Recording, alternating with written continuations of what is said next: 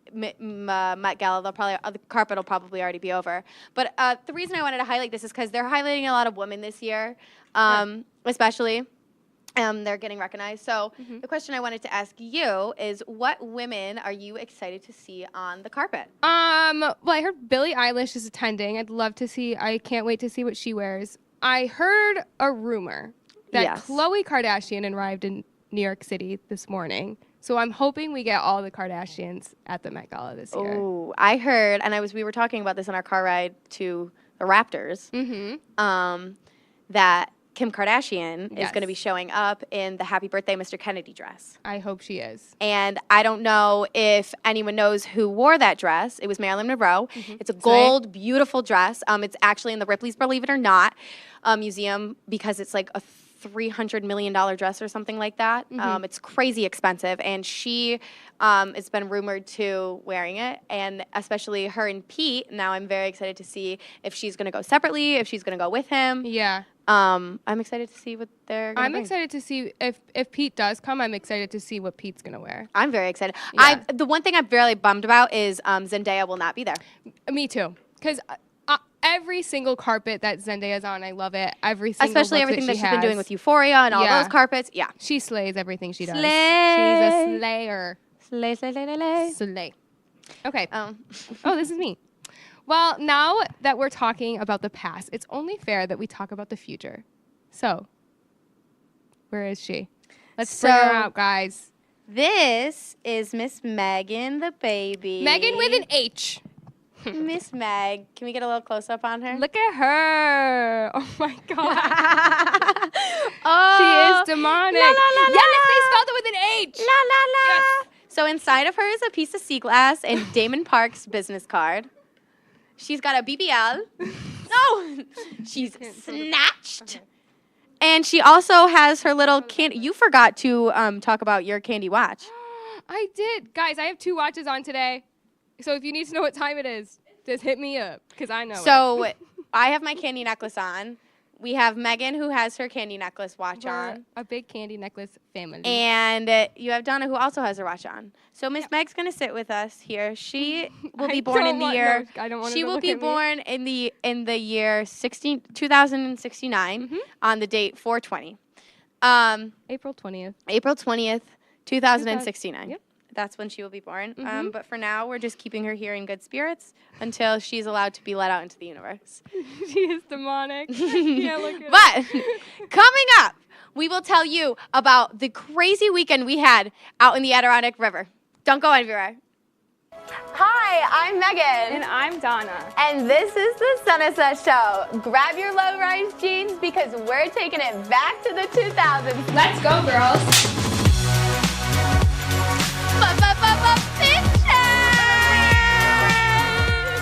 Us and low-rise jeans together. One of the boys, boy.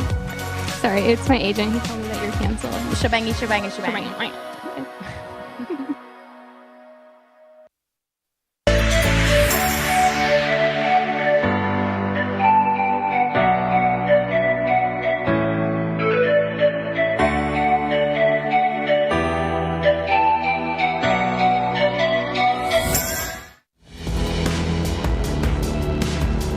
Welcome to the burial ground. Must-see also and all of sports entertainment.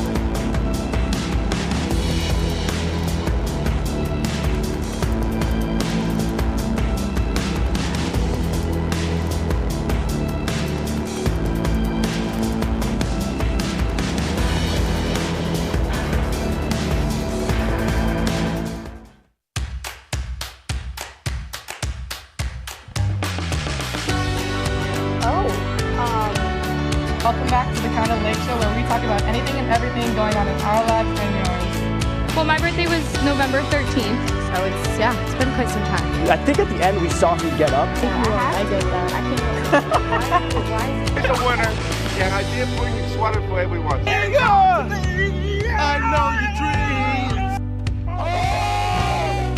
You started the paper throwing, just the immaturity. You lost before you even argued. Pretty insane that the Clippers, 10 of the last 11 postseasons, they're in there. Summer, summer.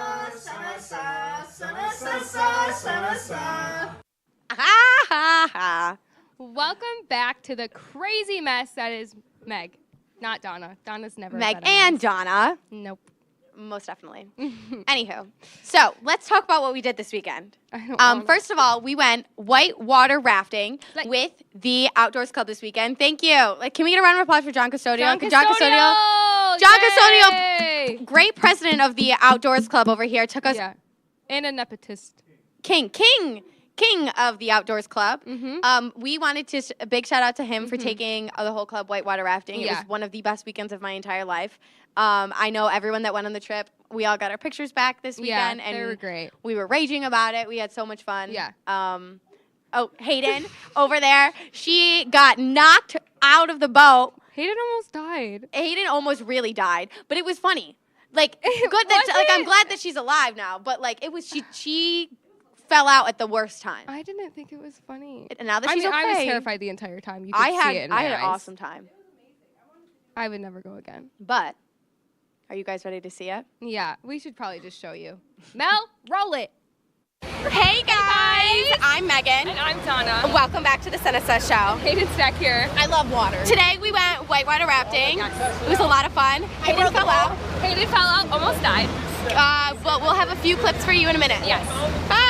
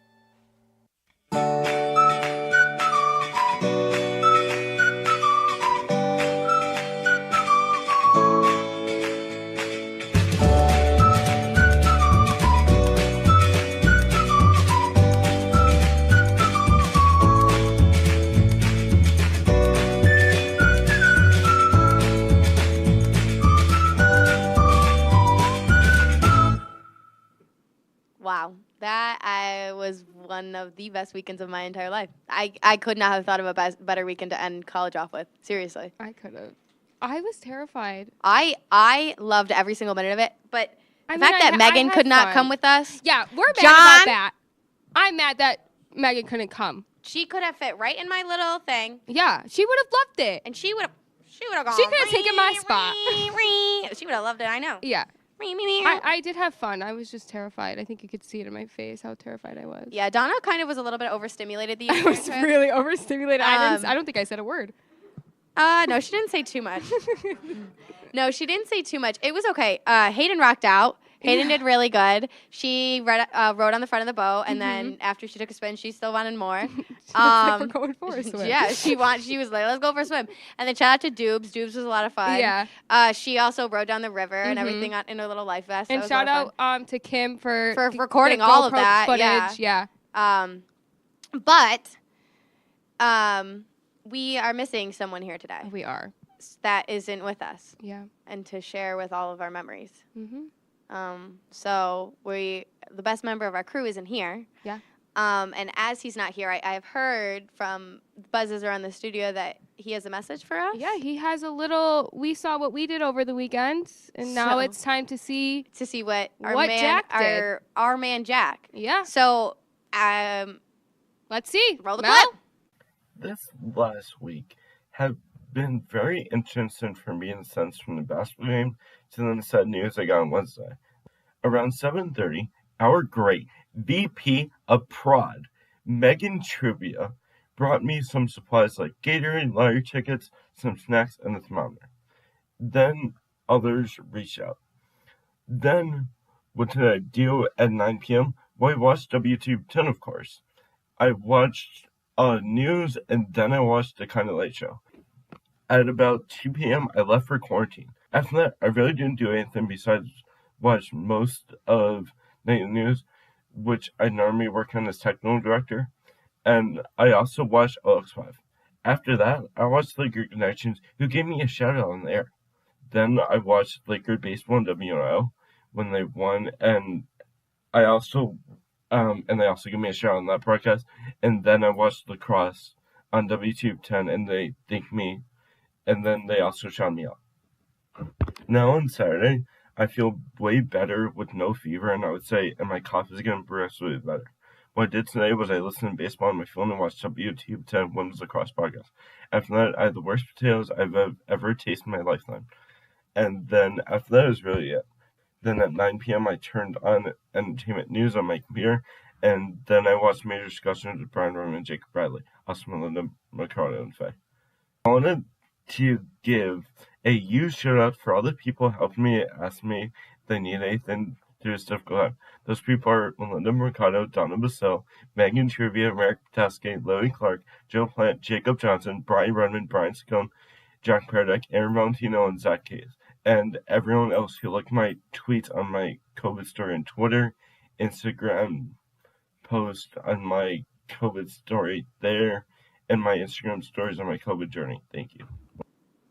Oh, I love Jack so much. I love Jack. He texted me on Saturday, and he was like, "What do you guys have planned for Monday?" And I said, "Well, not much." So he helped us out and got us some content today. Some content. We really Thanks, appreciate Jack. that. I'm really glad that Jack has been texting me all weekend, sending me photos of his food. Yeah. He won $27 in the lottery tickets I gave him, Good which for him. Rude, but whatever. I know. I only won 5. Oh no, I won 4. I won 0. Well, good. Rude. Anywho, we're really sad that Jack won't be able to be here for these next few days because he's obviously still just recuperating and everything. He's okay. We're glad he's better and everything. Shout out also to our director, Michelle, that she's not able to be here today because she is also sick. We miss you, Michelle. We do miss you, Michelle. Love ya. Love you. Miss ya. Yeah. Yeah. Yeah.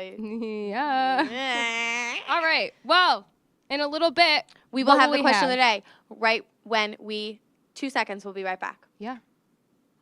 Sana sa, sana sa, sana sa sa, sana sa. And we're back! Yay! I knew you missed us so much. I did. But it's all for our favorite time of the show. Yes. Question of the day. Yay. Whoa, yeah. I feel like I haven't sang. I usually say you're a good singer, but that one hurt my ear. What song should I sing right now? Give me one. Give me one. Quickly. Come on. I can't think of I one. didn't sing. I haven't sang a lot in this episode. Come on. I don't know because you just hurt my eardrum. Why ever gotta be so You complicated? Don't know the word. You don't know See the the way you're acting like somebody else gets me frustrated. I would tell you a Life's song. like this, you fall and you call and you break and you shake what you get and you turn it into. There's honestly, only one episode left, guys. Let's hope I can get through it. Okay, we're going to the question of the day. So obviously with us being surrounded by a lot of friends this weekend, especially with the Outdoors Club, we saw, shout out to Danny Hernandez. Yes! He came up this weekend, and Love we you, saw Danny. him. We love you so much. Love you, Danny. We saw Danny this weekend. Jack, of course, great friend. We have all the girls here. We have our student audience that loves and comes to support us. Student audience. They are a student audience. Audiences of students that we teach every day how to be better. There's a student audience. Well, you're students, are you not? They're mad that we called them student audience. All right, whatever. Well, our audience. So, I did yell at Jacob Bradley earlier because I was stressed and he was talking, and I said, "Can you shut up? I need to hear this." No, literally, Donna got frustrated. Donna was getting.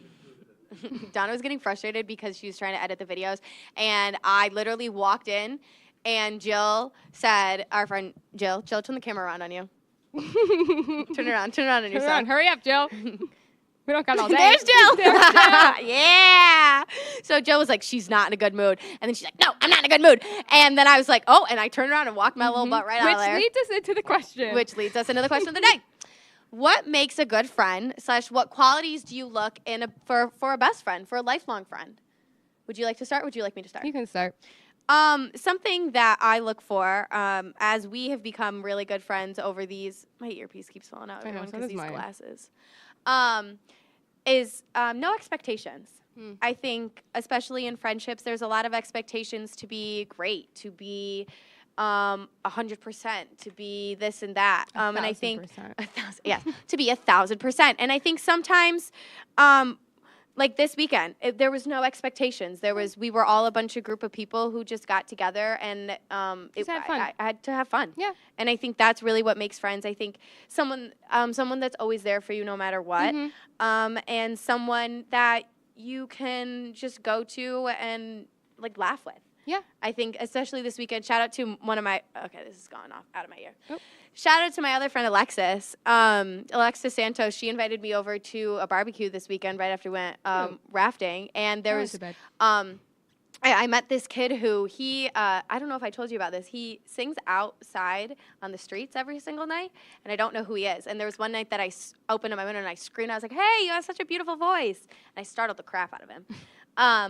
But I met him this weekend because he's like my neighbor and she is friends with him. And it's like it was like this whole full circle moment. And I was like, oh my gosh. And it was just like, now we're like good friends. And I added him on like socials and everything. And like, it's just like fun things like that. And I think, especially with like college coming down to the last few weeks here, I've really realized who a lot of my friends are. And I've really realized that I'm going to make some friends for life. You know, I have, especially like I have you, I have a lot of the girls behind the camera, everyone sitting over there. I have a lot of lifelong friends that I'll never forget. Yeah. What do you want to say anything? Do you have any qualities that you like in a friend? I want you to say what your mom said to you about me. Oh, I'll read the text. So and then I'll get into mine. Shout out to Megan's mom. I like to tell my mom, obviously, everything. My mom's one of my best friends. So over the weekend, my mom sent me. Shout out to my mom too, because she's gonna get mad that I didn't shout my mom. So she sent me. So she sent me this quote first. She said, "Either you lift people up by respecting them, making them feel valued, appreciated, and heard, or you hold people down by making them feel small, insulted, disregarded, or excluded." And then after I talked about how I had an amazing trip this weekend with Donna and everything, and my mom was just saying how she's so glad. Here, where is it? She's so glad. Of course, I can't find it now. Basically, long story short she's just so glad. She's very jealous of the relationship that Donna and I have, and she said that Donna is a forever friend, and Donna is someone that's hard to find. Friends like Donna don't come around every every once in a while, and I'm very lucky to have you. Aw, thank you. And I know I am. But I text you that every single day. I wake up in the morning thinking about you. As you should. No, I'm kidding. I told my mom that what your mom said about me, and I said, and I was like, my mom was like, well, what did you say back? I said, as she should. And my mom was like, Donna, that's not how you treat people. Well, no, I did, but you know, it's because you came to my house the other day. Like I really needed my medicine, and Donna went and picked it up for me at my house, which was like something big because if I'm not on my meds, it's just cray. Should I answer the question? Yes, you go. We have a few minutes left. Okay, so I have always had trouble in my friendships. I don't drop people. Like, it's not like that. It's just that, like, I always feel like I'm working harder in the friendship relationship and that I'm always there for them, but they're not always there for me. And I've learned that that's not how every friendship is, especially from our friendship, because we do things for each other. And I think both of us have the same idea. We don't have expectations of each other because we're not perfect humans. Nobody's perfect. Shout out to Hannah Montana. 1, 2, 3, 4. Everybody makes mistakes. Like when Megan interrupts me, I don't get mad because Megan interrupts me every 5 make me seconds. look phenomenal. Put the camera back at me, Joe. Honestly, what makes a good friend? One that doesn't interrupt you when they're talking. Just kidding. Just keep the camera on me the rest of the show. Or not. We could also not do that. Do you guys want to hear something funny? Go. This is the first script that Megan's written. This is the first script that I've written, and it will be the last script that I've written, as next week is our last show of the semester! Yeah! Well, is it yay or sad? It's sad. It's sad, but it's exciting. Yeah. We will be an hour-long special, so make sure you guys Tune tune in. in. Don't go anywhere! Lights, camera, action.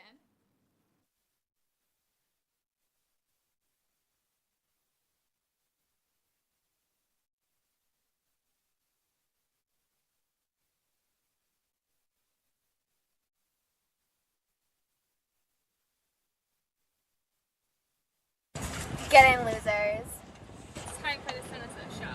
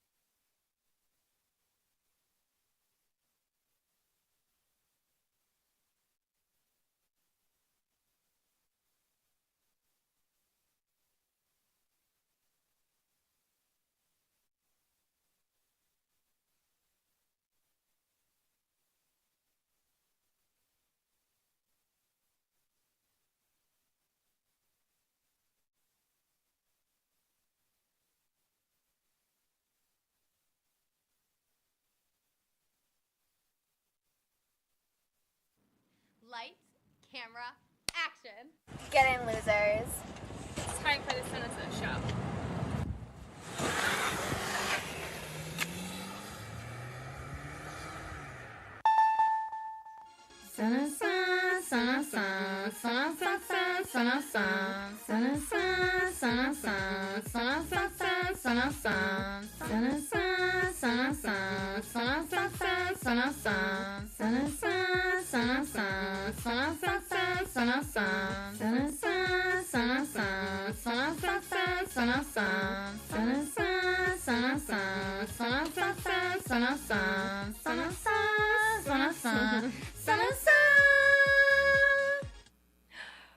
Welcome back. Welcome back. Welcome back to the best TV show on WTOP, the Sunset Show. I am Meg. And I'm Donna. And first, I just want to start off and say thank you so much to all of our fans out there. Really humbled us. Tuning in. You know who you are. It was me. You know who you are. Our last episode, we rounded out with 210 views. That's a lot of views. They at least 50 of them were from me and my family, but still, okay. 150 Tell us a little story. Of my family watching it. I literally came home last night. I went out with some of my friends and I showed them the show as we were watching. I was like, "Oh, do you want to see my show?" And I came home and I walked through the door. My mom looked at me and she goes, "We're watching your show." And I go, "Yeah, clearly I can see it on the TV. Thank you very much." Such supportive parents. No, it was really exciting. I'm very glad that people are actually tuning into the show and stuff. I honestly didn't think this show would be as much of a hit as it is, and I'm really excited that people are actually intrigued and to hear what we have to talk about. Yeah. Me too. But kind of to start off our show today, we had our crew, our girly girls, write us some questions and stuff. We're doing a fit check. Oh, I know. Okay. I can. Okay. Okay, I was literally prompting us. All right, go ahead. Okay, first of all, fine, I'm going to start off then with our fit check of the day.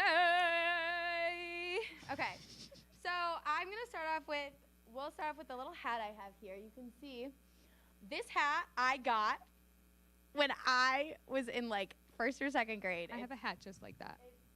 My conductor hat. So, and I have, Maddie, if you could give us a little pan down here, thank you. So my shirt today does say, unfortunately, a bad word, so I had to turn it on inside out. But everyone out there that knows me knows exactly what shirt I'm wearing and knows that it's iconic. Iconic. And so then, because I was a little bit cold, I added the arm sleeves, which go also with the hat, the brown and the brown. Then I have, again, the little low-rise moment here. And today, I was going to wear the boots, but I decided to go with the classic Air Forces instead because I really wanted to round out this whole little kind of, it's giving me very skater girl vibes. She was a skater boy, she says to you. I got called today. I got Maddie. I got called today, Maddie from Sweet Life on Deck. Sweet Life with Zach and Cody. Yes. Yes. So that's very iconic. Actually, still. And that was that. Do you want to give us your fit check? Yes, of course I do. Okay. So last week I wore a Nickelodeon shirt, so I had to come in today with my Disney shirt. As I said, I was a Disney kid. We were a Nickelodeon household, but I watched more Disney than Nickelodeon. My sister wanted to make sure I made that very clear. We were a Nickelodeon household. Anyways, so if we can do a pan down to my shoes, these are probably my favorite pair of shoes that I own. As you can see, they're very dirty. My white lugged Converse. I probably get the most compliment on these shoes, honestly. Then I have these American Eagle jeans, once again, because I love American Eagle. I think these are the 90s boyfriend jeans. Ooh, those are coming back. They are really coming back. And then I have this Mickey Mouse t-shirt. I like also the layer. American Eagle. I really like the layering. Love me a good layer. I really like the layering. I think the layering is coming back a lot. Yeah, it really is. And then this white shirt's just from Target because. But you always need a classic white. Always need a classic white long sleeve. Classic white long sleeve tee. Classic white long sleeve tee. And that's it. We should have a white t-shirt contest. And on that note, so moving on to our like I was saying earlier, but I think our fits today. Well, Jack said I needed a stylist. Jack did say earlier. Jack, to preface, so people who don't know, Jack is our right-hand man here at TOP. He said we needed a wardrobe. He said you guys need a wardrobe. People on set. I said I am the wardrobe person. What are you trying to say? So we, like I was saying earlier, we have our wonderful, wonderful crew here that made some questions and prompts for us today. So would you like to start off? Yeah, I want to start off because this is a very interesting question. Did you ever have a crush on a teacher or professor? I'm gonna say no. I don't. I'm gonna say yes. Have I? Sure. Can I pinpoint one directly? No. My answer is just no. I don't think I've had like a crush on a I mean, I've been like, oh, they're attractive, but and that's exactly what I'm saying. Yeah, yes. I haven't been like, oh, I want to date them. Like, no, oh, because no. that's illegal. That is illegal. I am not here for that. Okay. Exactly. Moving on. I'm moving on. One Direction. This one's for Megan. Better as a band or a solo career? You're like about to cry right now. A loaded question. First of all, yeah, you go first. I'm gonna say that they're better at a band. One Direction will always have my heart. That's it. One Direction will always have my heart. They will 100% always be a better band than solo artists. Do I think Harry Styles, though, is more successful in his solo career than in One Direction? 1,000%. But do I think that he made One Direction the band that they were? 1,000%. Sorry, I just kept reading the questions after, which I probably shouldn't have done. No. Okay. All right, next question. Yeah. No, I don't have an answer because I didn't really listen to One Direction when they were a band. I listen to them now. You're a Glee girl. I was a Glee kid. Yeah. Okay. Anyways, I know who this question is from. Since we are both seniors, yes, is seniority a thing? I believe so. I believe so. Yeah, I think if you, I just feel like I mean I can't think of words right now, but you're coming into a new situation. I think you need to take time to learn from people. That being said, I think people, like, career-wise, I don't think people should I just don't believe that people should, like, I don't believe people should get special treatment because they've been there for longer if they're a poor worker. I agree with you. I don't think that people, Right. I don't just think that people deserve special treatment. But do I think that there is a hierarchy? Yes. Yes, 1,000%. I think that there is a place, and there's a time and place for everything. Yes. And I think there's a time and place for certain things. So yeah, I do believe that there is a seniority. Yeah. Okay. Next. Okay. Last question here, kind of wrapping it up. Pete Davidson or Kanye? Pete Davidson. Oh. Yeah. Yeah. First kiss story? That's for another day. I don't think we can get into it right now. Well, after we take a well-needed rest from these absolutely steamy, pricey, chit-chatty questions, we're going to play a game of Kiss, Marry, Kill with all of our favorite 2000 TV and movie shows. Favorite icons. Woo!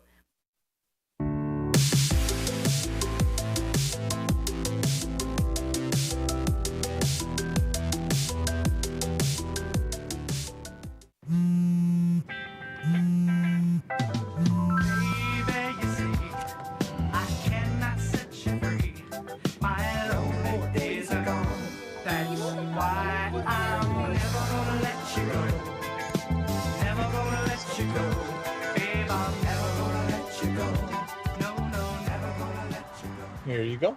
Thank you. Thank you.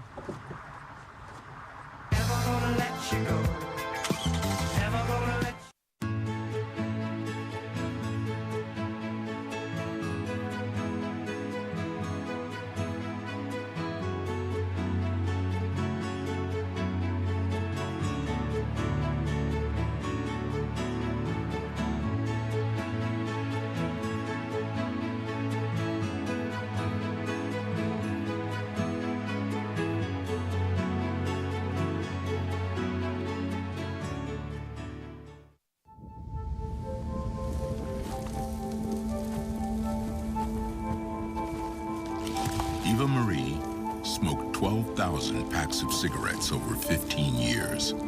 She quit, and now there's a new lung cancer screening that could save her life. You stopped smoking. Now start screening. No matter how much you smoked, early detection could save you. Talk to your doctor or learn more at savedbythescan.org.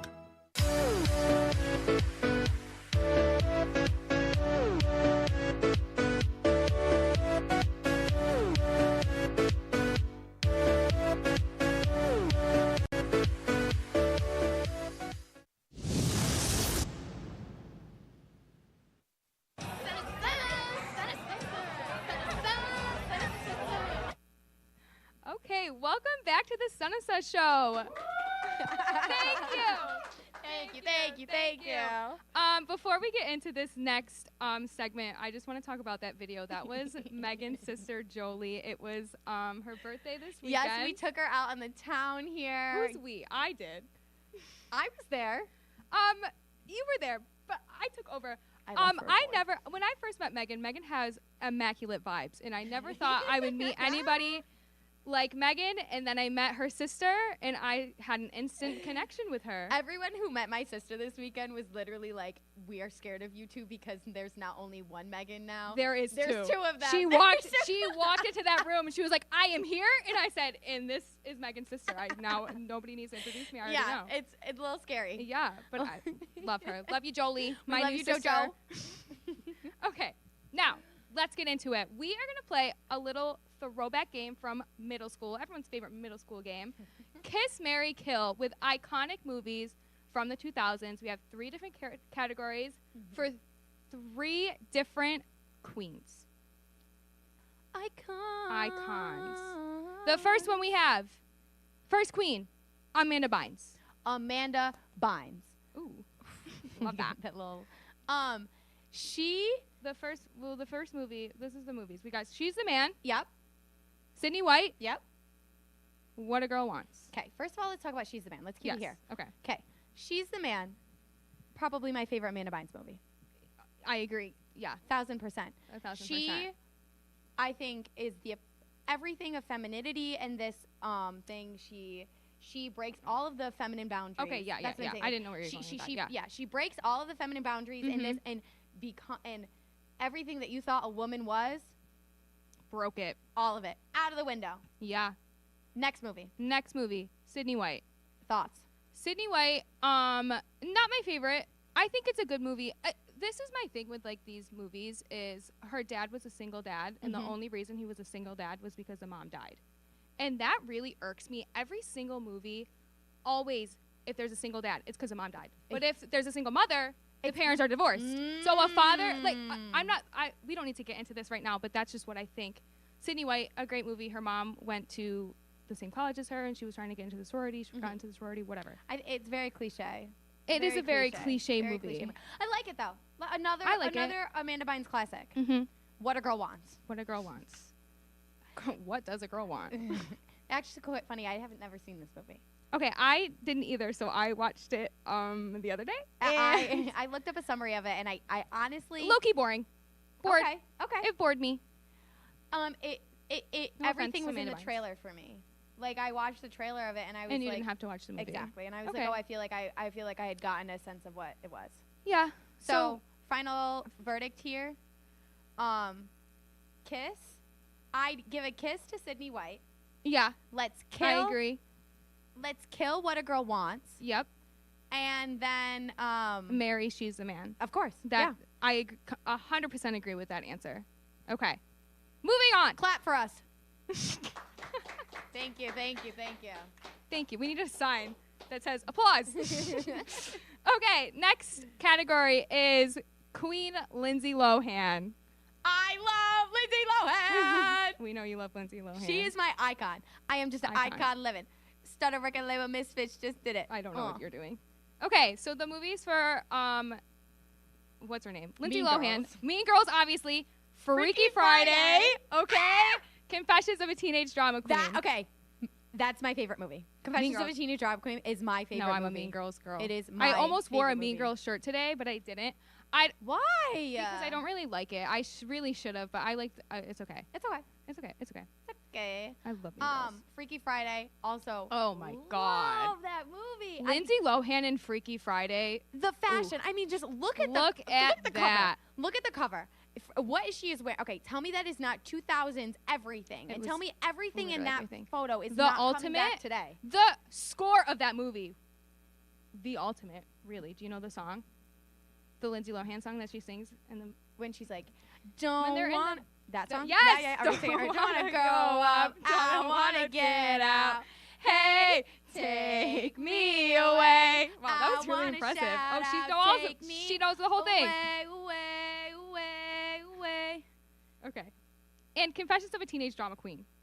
I think that one We're going to wins. let Megan take this. This is, okay, the cover art for this I want so bad to create. It's not even funny. Megan's going to get mad at my answers. I literally have this poster hung up in Yeah, my she does. bedroom because of how iconic it is and how much I wish I could be Lindsay Lohan in this movie. Growing up, I thought that was what my life was going to be like. I'm not kidding you. Okay. I don't know if that's a sad thing. The answers. You give your answers first, and then you're going to get mad at me for mine. You go. Give your answers. Okay, I'll give mine. Marry Mean Girls. Obviously, how can you not? Okay. Kiss Freaky Friday. And I would kill Confessions of a Teenage Drama Queen. Because Freaky Friday and Mean Girls are just, I'm sorry. Like, you can't. Guys, I think it's time for me to Okay, Megan, just give your answers and sit back down. No, I seriously think, though, that Confessions of a Teenage Drama Queen, 1000%. It's a great movie. This is a hard category. This is a hard category. It really is. And you know what? We honestly could have also put Parent Trap on this, too. No, Parent Trap was released in 1996, so it is not a 2000s movie. Okay, sorry, then to the movie Because now. I was gonna. My thing is Mean Girls, kill. Freaky Friday, Freaky Friday, kiss, marry, Confessions of a Teenage Drama Queen. You just killed Mean Girls? Yes. I think you did that on purpose. Like, honestly, I think you were like, I'm gonna get her back. Okay. Zing. Anyway, Right, next. category. Hillary Duff. Yes, I did. Hillary Duff. Okay. The Lizzie McGuire movie. Love her. A Cinderella Story. And Cadet Kelly. Okay. I have not seen Cadet Kelly. Oh, we just got a gasp from the audience. That's how groundbreaking that was. You've never seen Cadet Kelly? No, I'm like getting death threats. Oh my god. I'm literally getting everyone is mad. stares at right now. Like, for real. But oh wait, yes I have. With her, isn't this like her little brother is in this? Oh no, that's the Lizzie McGuire What? movie. I'm literally thinking of the Lizzie McGuire no, you're not. movie. Explain the Lizzie McGuire movie plot to me. Her little brother, her and her little brother, I feel like are like her Lizzie McGuire in the Lizzie McGuire movie. Her little brother is a huge part of it. No. And her like dad. Yeah, thank you. I got a what? I got a what? What are you talking about, girl? No, Lizzie McGuire. They go to It's hello. Yes. Hey now, Hey now, this is what dreams are made of. Copyright. Okay. No, it is, but like, okay. No, whatever. they're only in the beginning. I mean, okay, whatever. Anyway, Regardless. give your answers. I say kill Cadet Kelly, kiss a Cinderella Story, and marry a Lizzie McGuire movie. A Lizzie McGuire movie that the iconic iconicness of the Bitmoji of her, I think was so ahead of its time. We're in the works to create so our ahead own. of its time. Yes. It's the cutest thing. It's the absolute cutest thing in the entire world, if you're asking me. If you're asking me. Okay. What are your answers? Okay, my answers are I would marry the Liz McGuire movie because iconic. This is tough. I think I probably would kill Cadet Kelly, honestly, and I would kiss A Cinderella Story because of its iconic line. Are you gonna say it with me? Ready? Waiting for you. It's like waiting for rain, and you don't know it. Waiting for you is like waiting for rain in this drought. Useless and disappointing. You didn't know that? No. And you kissed that? I kissed what? You kissed A Cinderella Story and you didn't even know it. Yeah, because, okay, my favorite Cinderella story is the Selena Gomez one. Oh, never seen it. And on that note, we are moving on. Okay. But to round this kind of whole thing out, what was your favorite 2000s movie? Cheaper by the Dozen. Cheaper by the Dozen. Which I was going to Wow. include in the Lizzie, the Hillary Duff. She's not, her name's not Liz McGuire, her name's Hillary Duff. But she wasn't the star of it. But Cheaper by the Dozen all the way. Mine definitely 100% was Confessions of a Teenage Drama Queen. I cannot tell you the I knew amount that of was gonna times. be your answer. I cannot tell I you the could've amount of written that times into that the I've script. watched that movie, the amount of times that I have literally like, I mean, I solely think the reason I'm going to be live in New York City is because I grew up watching that movie and it was like, it made me I wanna truly become, think like, the reason it I'm girl. not going to have kids is because I watched Cheaper by the Dozen. And on that note. All right. Coming up after the break, we'll have the question of the day for you guys. And we'll also have some way more groovy things over here. And the Zana show. You're so silly.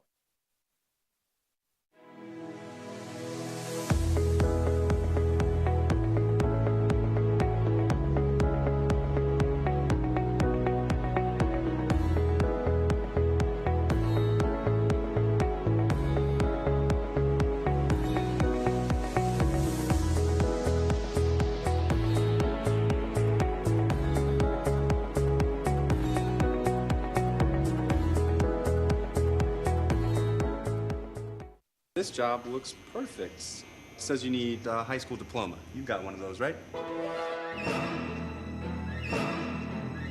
Skip the drama. Get your diploma. I got that. Find free adult education classes at finishyourdiploma.org. Major Discussions is the new show that explores the stories of students right here on campus. I personally came here to SUNY Oswego for the broadcasting program because I love to hear people's stories and to do work just like this.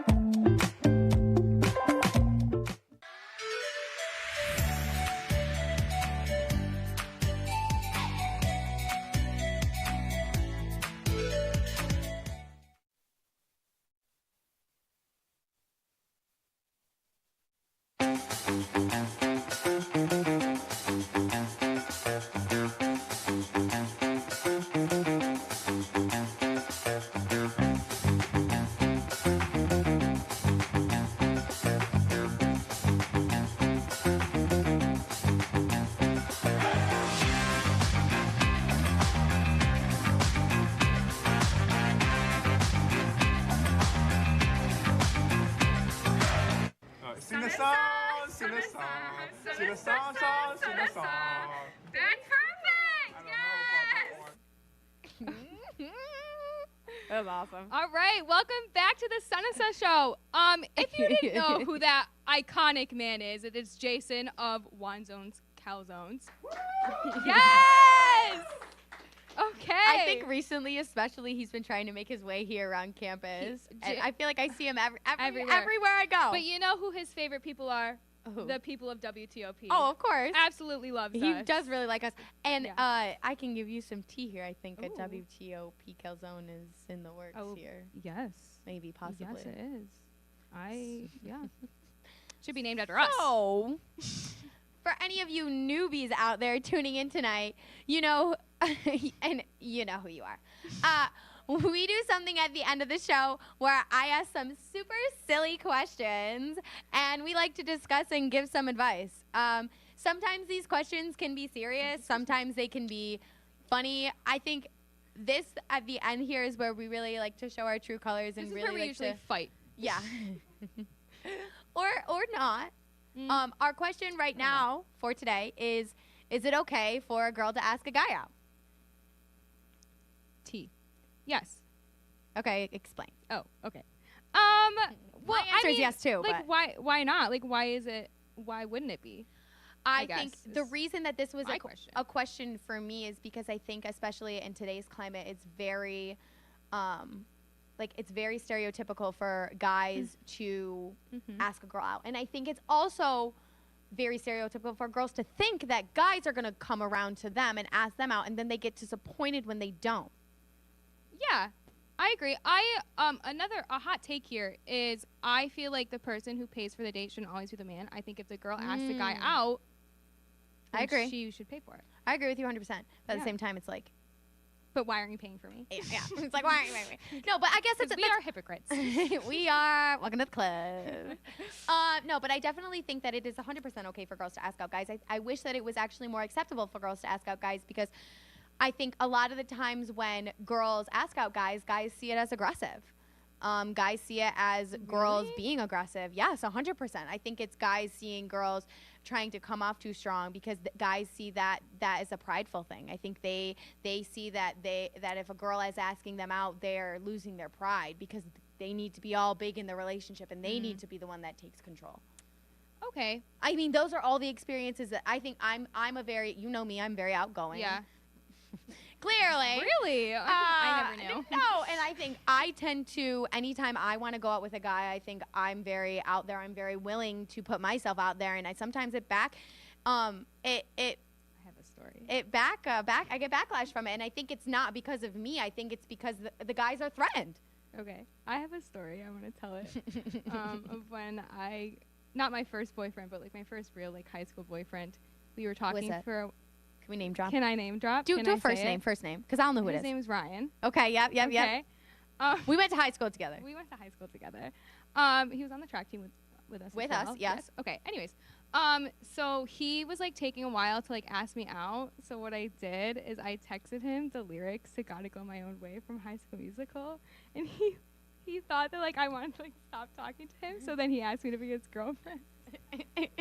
You're ruthless. That is a true story. You're so and then ruthless. wait, it gets better because I just remember this. Okay, when we broke up, and I drove home, this song, it was the first song that came on the playlist. I broke up.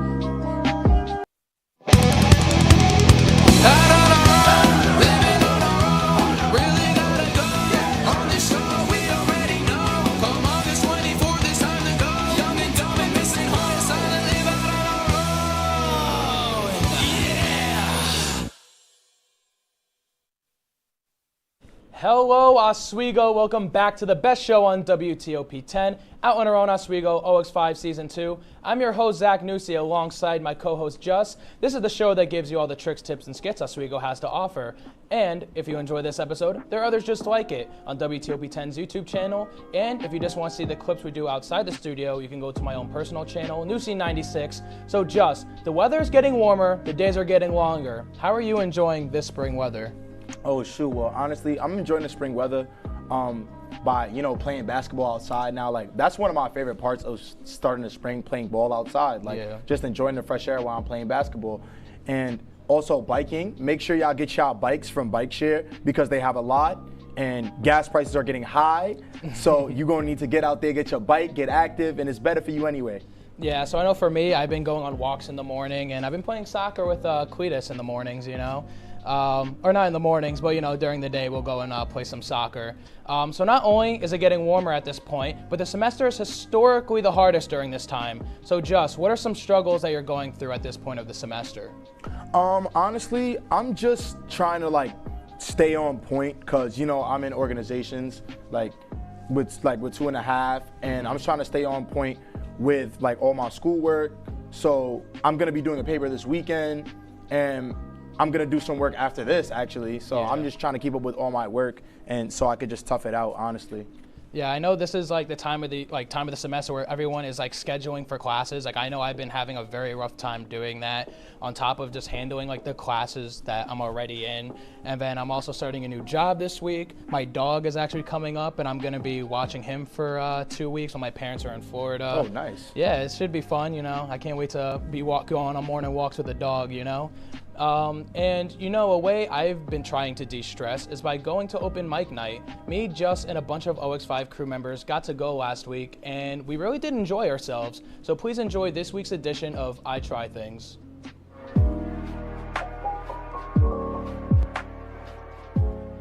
And I just wanted to make sure before anyone comes up here, it's gonna be all right if we film some of you guys. So if you guys are okay with that or not okay with that, definitely just let me know. I'm gonna be back there with my crew. So yeah, and you guys are good with TV.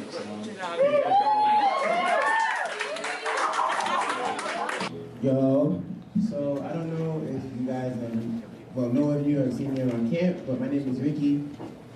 Recently published my second book. It was a part 2 to my first book called Things People Whisper. This one is called What I Did With Those Words. A little bit about both of the books. I just went through a lot between high school and now, and I just wanted to encapsulate it in poetry. So when I published the first book, I kind of got an example of what it means to write, what it means to contextualize, to publish. And when I wrote this one, it was kind of like a change in a way. So I'm just gonna do 8 poems from this book. They're not anything too long, and I just hope you enjoy. So is everybody here familiar with the story of Peter Pan? All right, so this poem is called Peter Pan. Do you fear not being able to fly, as you've only seen falling more like a quick way to die, only because you think all you do when you get that high is take the jump and fall?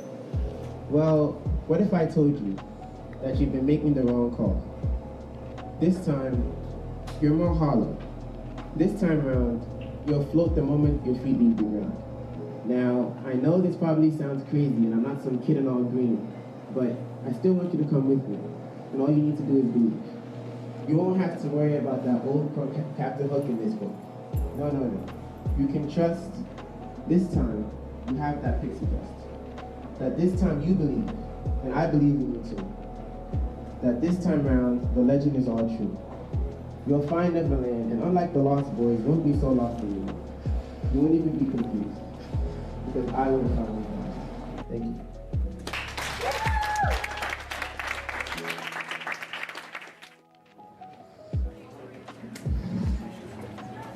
Can we get another round of applause for Ricky and Thru? The next performer we'll be having is Zach, and she will be rapping. Yeah! Hey, what's going on, everyone? My name's Zach Nussi, but my artist name, I guess, like when I sing and rap, is Zach Morris, so I'm going by Zach Morris tonight. Yeah, I'm gonna do a cappella, so let's get it. All right. It took me a while to find the words for this verse. With intelligence and style, going through things you don't need to with your contagious smile. You're independent and you care for others. So young but can for your mama, pop, sisters, and brothers. I would have given up. You're perfect all along. I don't want to miss you when you're gone. I do know where you're from, but in my eyes, I can't do no wrong. You're living a life you don't deserve. You should be getting better, but like I say, you live to learn. I wish it was your turn for your life to turn around. Work every day just to get paid and still look beautiful somehow. Like, damn. My girl, the type of girl that I need now. Whenever you're around me, you never will frown. Girl, you got it. The signals you sending me. A future full of memories. If we don't last, I hope you remember me. I can't picture another day without you in my life. I hope one day I'll be able to call you my wife. You're my private getaway. I gotta say, we ain't no Minute Maid lemonade, anything, and you know I'm game. I'm broke now when they give you the world. I love the way you be fitting me, girl. You got the key to my heart. I know I loved you from the start, my girl. Thank you, guys.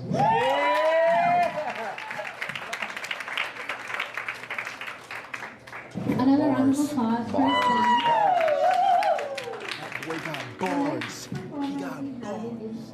And she will be doing a poem. So I'm going to be reading two pieces. This first one, it's an old favorite of mine. I feel like it really speaks on a lot of the pressures and expectations we have as women in society. So 5-year-old me, happy and carefree, with no expectations from society.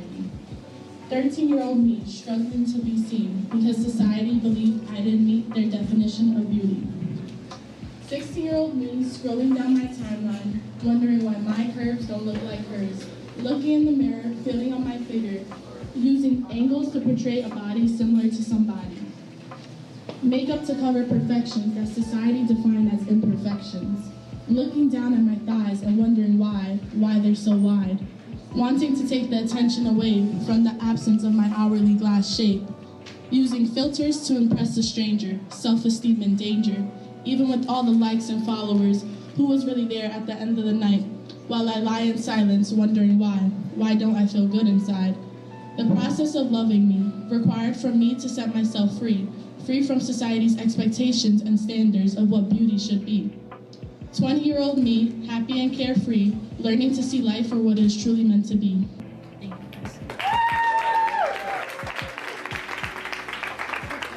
Yes. Yeah, thank you, Austin. OX5 vibes, let's go. I got them with the shot. Get them with the shot. Yo, Steph, are you gonna go? Yo, Steph, you gotta go up and do something.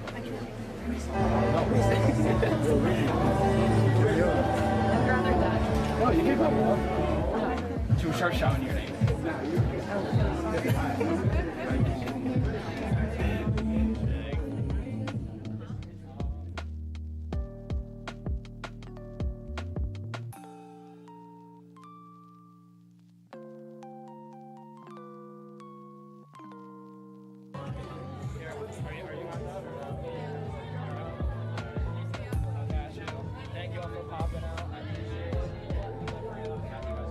Hi everyone, my name is Karen. I am an intern at the Dean of Students as an alcohol and other drug intern, and I'm the one that hosts open mic night at Lake Effect Cafe on Thursday nights. So the point of open mic is an alternative program, and it gives students something to do on a Thursday night. It gives them something fun to do and see cool performances like poetry, singing, and even people playing instruments.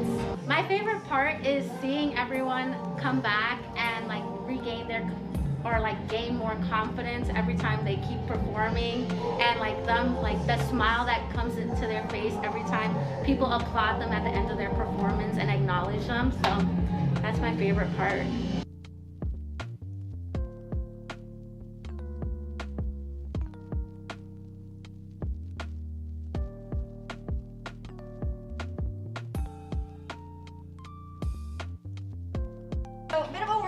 dance. I haven't practiced in like 3 weeks. I didn't even know the open mic was happening, and I made up a set on the way here.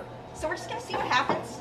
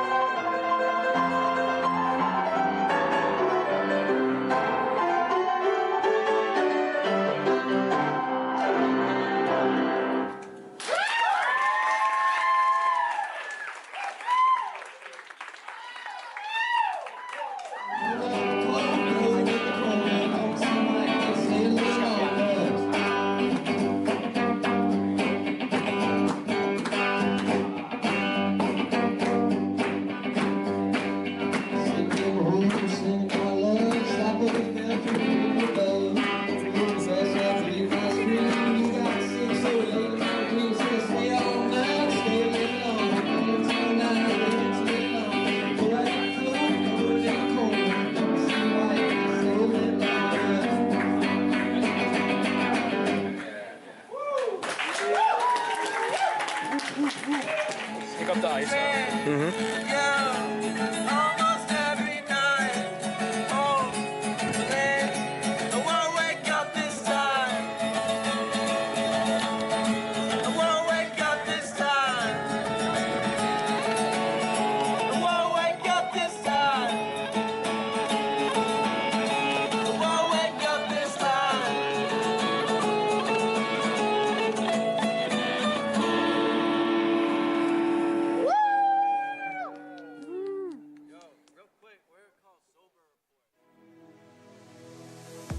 Athletics. Aaron, there were 6 big points. This is the one you've been waiting for. This group has never beaten Cortland. Getting started with some men's soccer as the Lakers had 2 conference matchups. For half of the Lakers' goals this entire season. Offense is key. You talked all about scoring goals.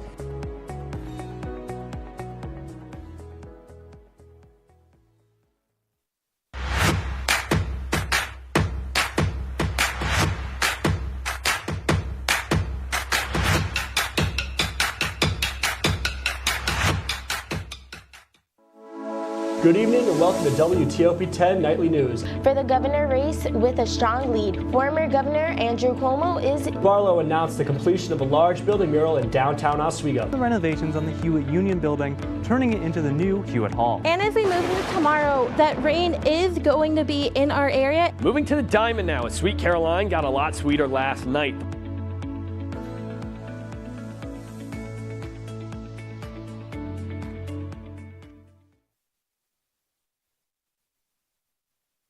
Life's taught me a lot, and I'm ready for more. Well, you're not the typical kind of candidate that I hire. But you are exactly what I'm looking for. Your company could be missing out on the candidates it needs most. Learn how to find a great pool of untapped talent at gradsoflife.org. We've been marinating chicken in all sorts of liquids for 24 hours.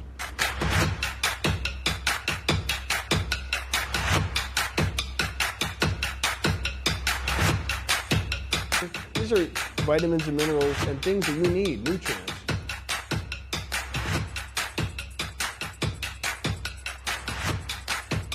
The chicken speedy is a staple of our culture. Now you're watching. You are now watching. You are now watching. You're now watching Out on Our Own Oswego. Out on our own Oswego. Out on Our Own Oswego. Out on your own Oswego. OX5. OX5. OX5. OX5. That's good. Welcome back from the break, everyone. I really hope you enjoyed watching our time at Open Mic Night, and go check it out. If you do want to go on your own time, here are the dates and times on the screen now. There are only 2 more this semester, so make sure to save those dates. So yeah, I had the pleasure to start working on a 4-part dining hall series through the school where I got to sit down with a different student every meal and enjoy some good old Oswego campus food. We will show you Brunch the first of 4 episodes, and you can catch the other 3 on the official SUNY Oswego's YouTube channel towards the end of this month. Please enjoy this week's edition of Oswego Side Talk.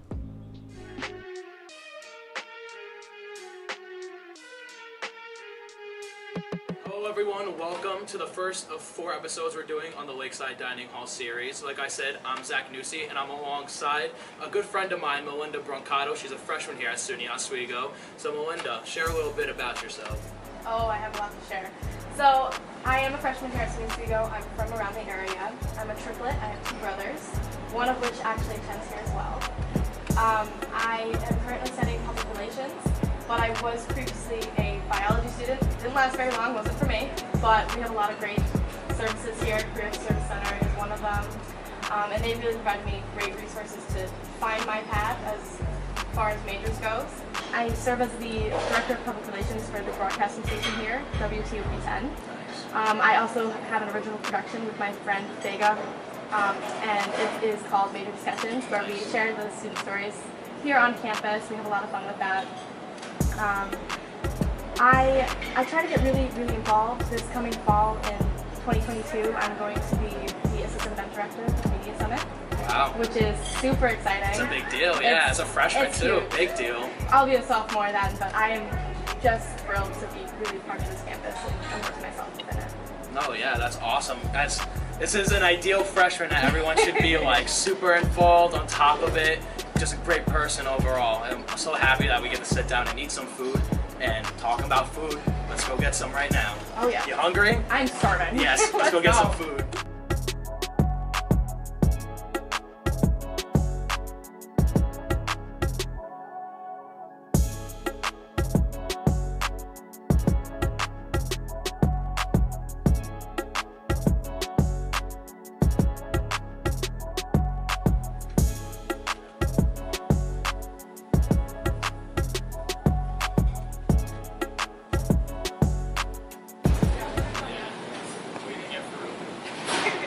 Our fruit, you know, we wanted to get the sweets, but yeah. We need some fruit if we're gonna eat this much in the morning. Good morning, how you doing? I'm doing alright. May I please have eggs, the scrambled eggs? I'll definitely take a French toast, and may I also have the potatoes?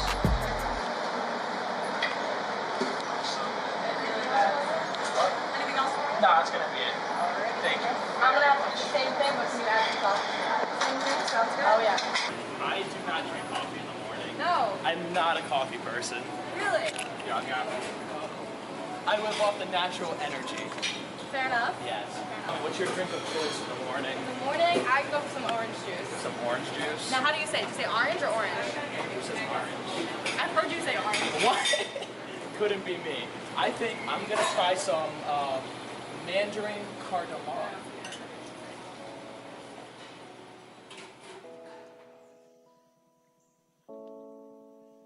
I'm starving, so Yeah. please let's dig in and start reviewing a little bit of this food.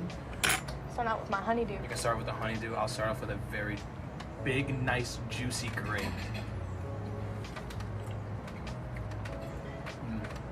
You know, I like to think of myself as a grape connoisseur, and that's a nice green, juicy grape right there. I've got some honeydew, as I just said. It's really nice. Tastes great. Oh yeah. My moms would be proud. I'm gonna try some of the potatoes here. Nice and warm. It's so good. Okay. Only thing I wish I grabbed was some ketchup, just for the potatoes. You know? Some potato. I think ketchup goes really good with eggs and potatoes. People kind of look at me weird when I put some ketchup on the eggs. I do hot sauce on my eggs typically. Hot sauce. We didn't grab any sauces. We did not. You know what? We might need to go grab some Let's sauces. go grab some You wanna sauce. go grab some sauces? We gotta sauce it up, man. All right, sauce it up. Yeah. That was really bad. All right, so now we got some sauces, you know. She got the red hot sauce. It's spicy in here. I got my hot sauce in a little cup to be some fancy, and I also got some ketchup. There we go. I just scrambled eggs. You can never go wrong with especially scrambled with some eggs. hot sauce, man. It's great. Try it. Nice and fluffy here. Oh yeah. Nice fluffy eggs. Good crispy, hot potatoes. Really good. I'm gonna try this French toast. Oh yeah.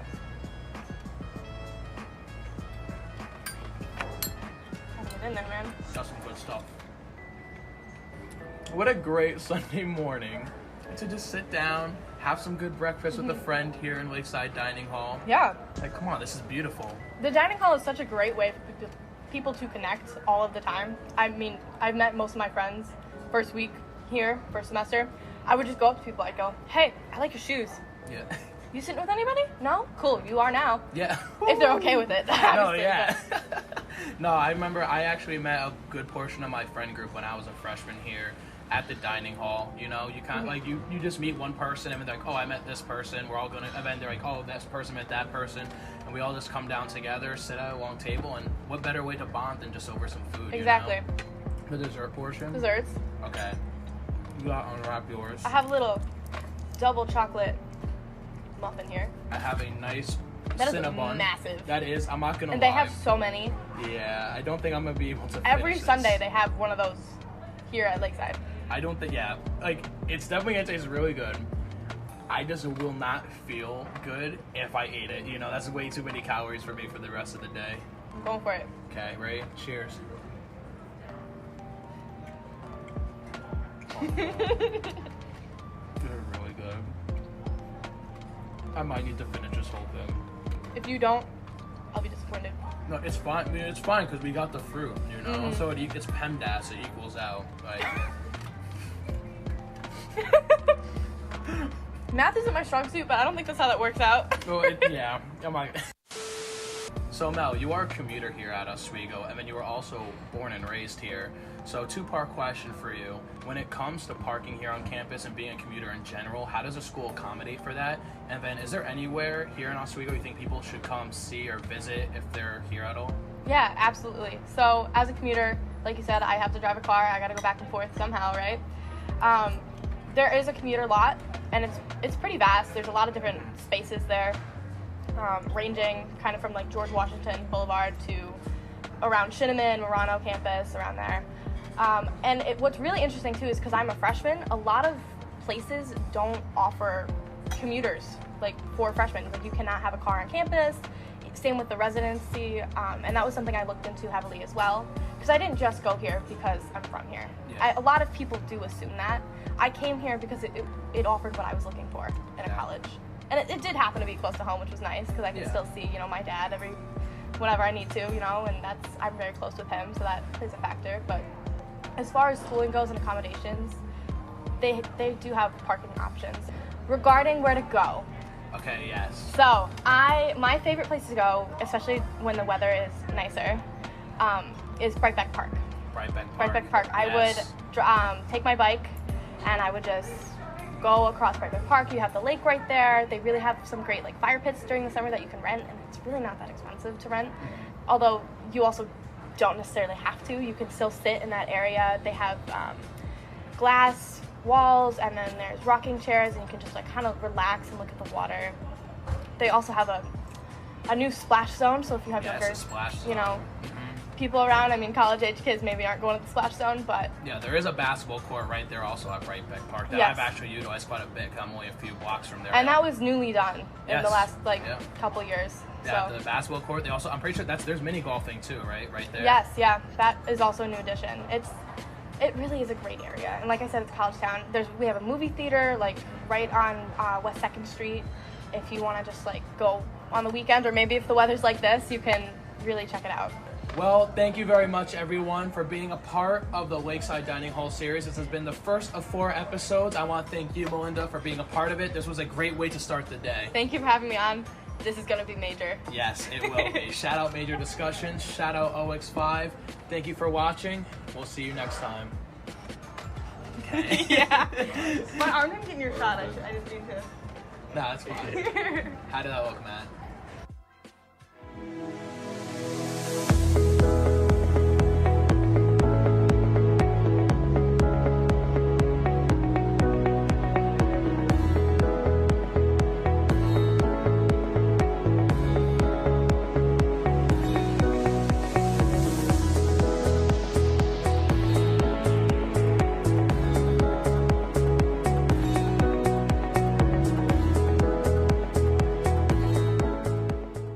This job looks perfect. It says you need a high school diploma. You've got one of those, right? Skip the drama. Get your diploma. I got that. Find free adult education classes at finishyourdiploma.org. Major Discussions is the new show that explores the stories of students right here on campus. I personally came here to SUNY Oswego for the broadcasting program because I love to hear people's stories and to do work just like this.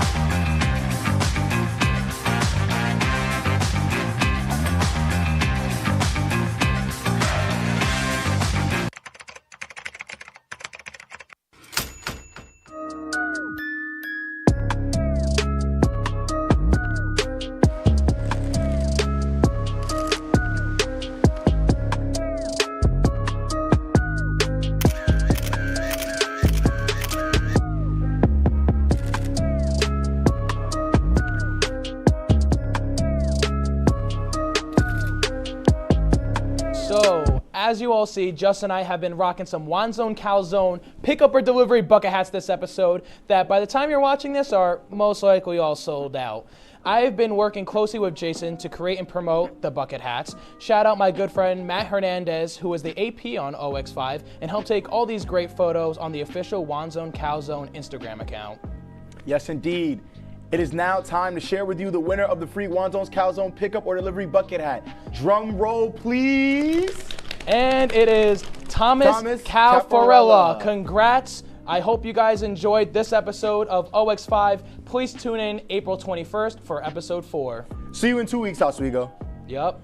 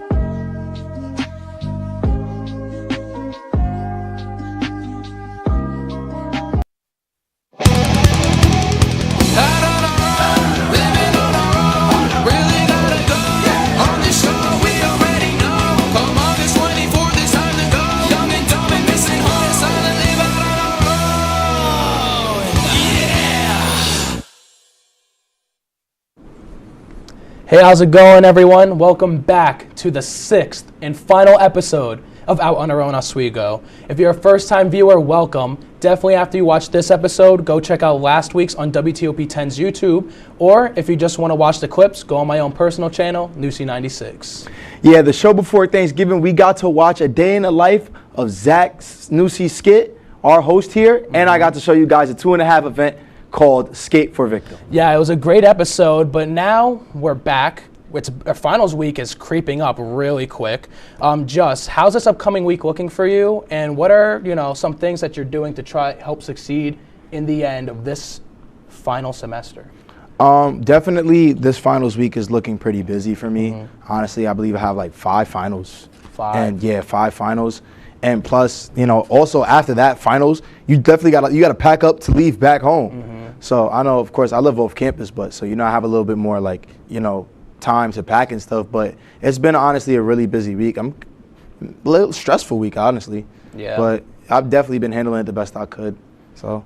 Yeah, I know like when you're living in the dorms and stuff, you kind of like, you have like a deadline to like hit the road and get out of there, right? Yeah. I think it's like a week after finals week and you need to be out, go back home and all that. So what stuff what stuff do you have planned for this week specifically? Anything coming up this weekend or, I don't know, Friday? Well, I'm glad you asked that because tomorrow on Friday, I will be hosting the Pan-Africa event presented by the African Student Organization.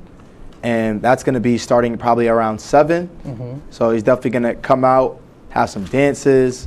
It's going to be a great show, honestly. Yeah, so what do you guys do during the Pan-Africa event? Usually, so, it's all about like African culture. So, we have scenes. So I know my boy Ricky. So Ricky the poet, shout out Ras the poet. He's going to be doing like a poem, an African poem, and with his friend Harain, who is also a poet. And then also we have different dance scenes. So we got the African Student Organization dance team. They're called Tempo. They're going to be dancing for us and then showing African dances. And then CSA is also going to be dancing, which is the Caribbean Student Association dance team. So, and then also there's going to be even more performances that I might not even know about yet. Yeah. Yeah. That actually sounds like awesome. I am definitely gonna go check out that one for sure. And then when it comes to like studying, like the studying habits, it's finals week. Like you said, you have 5 of them. I personally have 4. I already took one this week. What what things are you doing to help yourself succeed and finish strong, man? Oh, honestly, unless there's nothing. No. Honestly, it's just like I can't get into my head. So it's like sometimes I used to let myself, get all in my head like, oh, I'm stressed. Oh, nah, this is going to, no, I just got to calm down. It's like I just take the time, I calm down, and I do step by step, because eventually it will get complete. So I just don't stress myself out over it, because once I stress myself out, it doesn't get done. I realized that, so heck yeah. Yeah, I know for me, like with this upcoming week, I don't really have much planned. I just have a Secret Santa thing I'm doing with my girlfriend and her housemates. Nothing big. I was about to slip up and say like who I got for that, but just in case they're watching, because I didn't slip up, I'm not gonna say that. And then besides that, it's just like study. I've noticed I've been procrastinating a lot. It's not good. Not getting back into old habits and all that. But can you just tell me? Hold on one sec. So. I apologize. We have a month and a half off from break, Is there anything specific over the break that you have planned? We just talked about this final week, but this upcoming break, it's a long time to be away from school. That's a lot of time. What are we doing? Yo, honestly, I'm just going to be working, and also I'm going to be working. I'm going to just be regaining all the money we've lost over this past semester. Yes, yeah. I'm going to be working. And also, I'm going to be probably like just hanging out with friends. Also, in December, I'm going to see some family back down in Maryland. I'm going to have a good time. So we're having a little vacation down in Maryland and going to see some family. Because, most of my family, we haven't seen all of each other since like before COVID. Yeah. Like we all haven't been in one spot since before COVID because, we've all been being safe, taking measures and stuff. But now I guess we're going to finally come together and be one as a family. And also, I don't know if I forgot. I think I forgot to mention this, but the FAO fashion show I hosted 2 weeks ago. Yeah. Yeah, I went amazing. Yeah, I went good. It went amazing. The walks everything. I got to see everybody's, fashion, they drip, because you got on a little drip yourself today. Yeah, you could. Yeah, it just got to look a little drippy today. It's the final episode. Is there anywhere specific? Like, do you guys record it? Is it like up online somewhere, or is it just like one and done? You just had to be there. Sadly, it is a one and done, but you have to be there. But we probably have another one coming up next semester, definitely stay tuned for that. Yeah, everyone. I definitely saw some highlights of that on people's Snapchats. I highly recommend going to one of these events. They look insane, like insane in a good way. So definitely go do that. For me personally, like this upcoming break, I know it's time to lose some of that weight. That I've been gaining. I'm just gonna be hitting the gym crazy. Time to start running on the treadmill. No more just sitting around doing schoolwork and editing. But I'm also getting knee surgery. Actually, your boy tore his meniscus. I think I brought that up in a past episode. So I'm getting knee surgery as soon as I come back from finals week, and I'm also gonna be getting all that money I lost. My bank accounts has been going straight down the whole time. So it's time to work at that movie theater. I work at Regal back in Fishkill. Shout out Fishkill 10. I just be sweeping up popcorn and slushies off the wall. And slushies off the wall. I have cleaned a slushie off the wall. I don't remember what movie or why, but someone just decided to take a large slushie. And a large slushie at the movie theaters nowadays is like this big for whatever reason, and they just took it and threw it as high as they can against the wall, and I had to mop it, and then we had to bring like a crane in there and go up and then get this mop it, spray it. So yeah, if you ever go to a movie and you get a large slushie, do not throw it against the wall. I highly recommend that. And then I'm just working on season 2 of Out and Around Oswego. I'll be doing a lot of cool stuff for that. I'm gonna be working on some projects for this show. For next semester, we're gonna switch up a lot of how we do things. Of course, can't wait for it. Yeah, so it's December now. As soon as Thanksgiving was over, people put up the Christmas trees and the lights, and they light up their menorahs. And now it's the true season for giving. My family has been doing this Christmas mission for about a decade now. My grandfather started it as a way to get more people to go to church that he's been helping rebuild deep in the mountains of Peru. We started with about 10 to 15 kids, and over the years, my family's mission has grown so much. We now serve more than 250 children throughout the Andes Mountains, and we just bring kids the Christmas. We bring families Christmas. A gift and a little Christmas party with baratón and hot chocolate, and just lots of fun. My mom works with the pastor of the church in a little town called Caras, where my family is originally from. I have taken the initiative in the past to kind of take the Christmas mission and actually go to the mountains and hand deliver the gifts myself. Last year, we sent over 200 children personalized string backpacks with toothbrushes, toothpaste, soap, washcloths, coloring books, and a bunch of small toys. Not to sound like one of those commercials, but $5 does really make a huge difference. I've seen it firsthand, so please, the link is in the show's bio, Out and Around Oswego, and my own personal bio, Newsy96 on Instagram. Yes, Zach. Nah, your family really does a great thing down in Peru, for real. Yeah, I just love giving back when I can, It's just a great thing. Yep. Hey, when we come back, we are going to say our final goodbyes for the season and watch an OX5 recap of the year. See you guys in exactly 2 minutes. Athletics, Aaron, there were 6 big points. This is the one you've been waiting for. This group has never beaten Cortland. Getting started with some men's soccer as the Lakers had 2 conference matchups for half of the Lakers' goals this entire season. Offense is key. You talked all about scoring goals.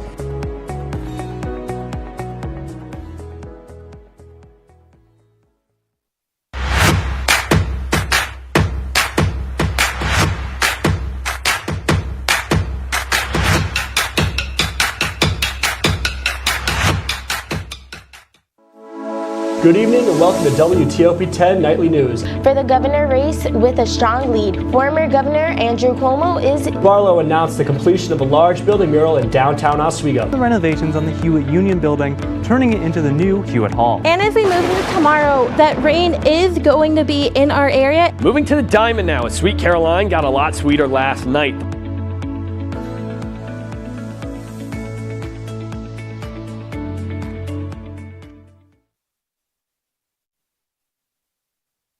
Life's taught me a lot, and I'm ready for more. Well, you're not the typical kind of candidate that I hire.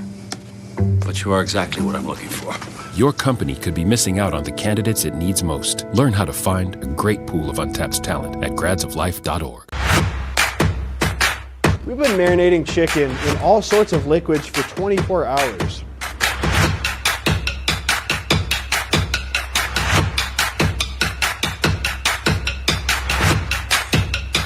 These are vitamins and minerals and things that you need, nutrients.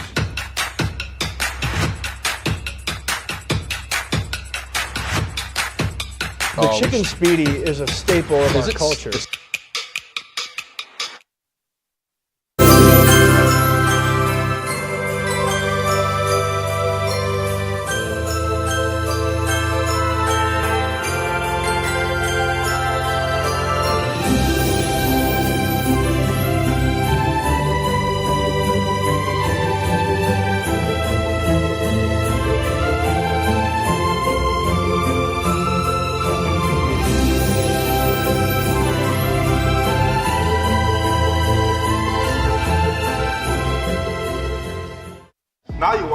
You are now watching. You are now watching. You're now watching Out on Our Own Oswego. Out on Our Own Oswego. Out on Our Own Oswego. Out on Your Own Oswego.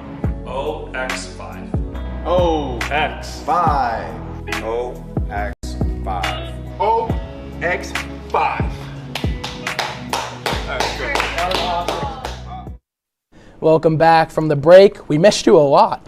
It's time to say our final goodbye. It has been a pleasure bringing you content each week. You know, this was something I always wanted to do, produce, and be on camera. I want to thank you all for watching and wish you the best on your finals. We leave you with this final video of behind the scenes and bloopers of all the out of studio segments we shot. See you next season.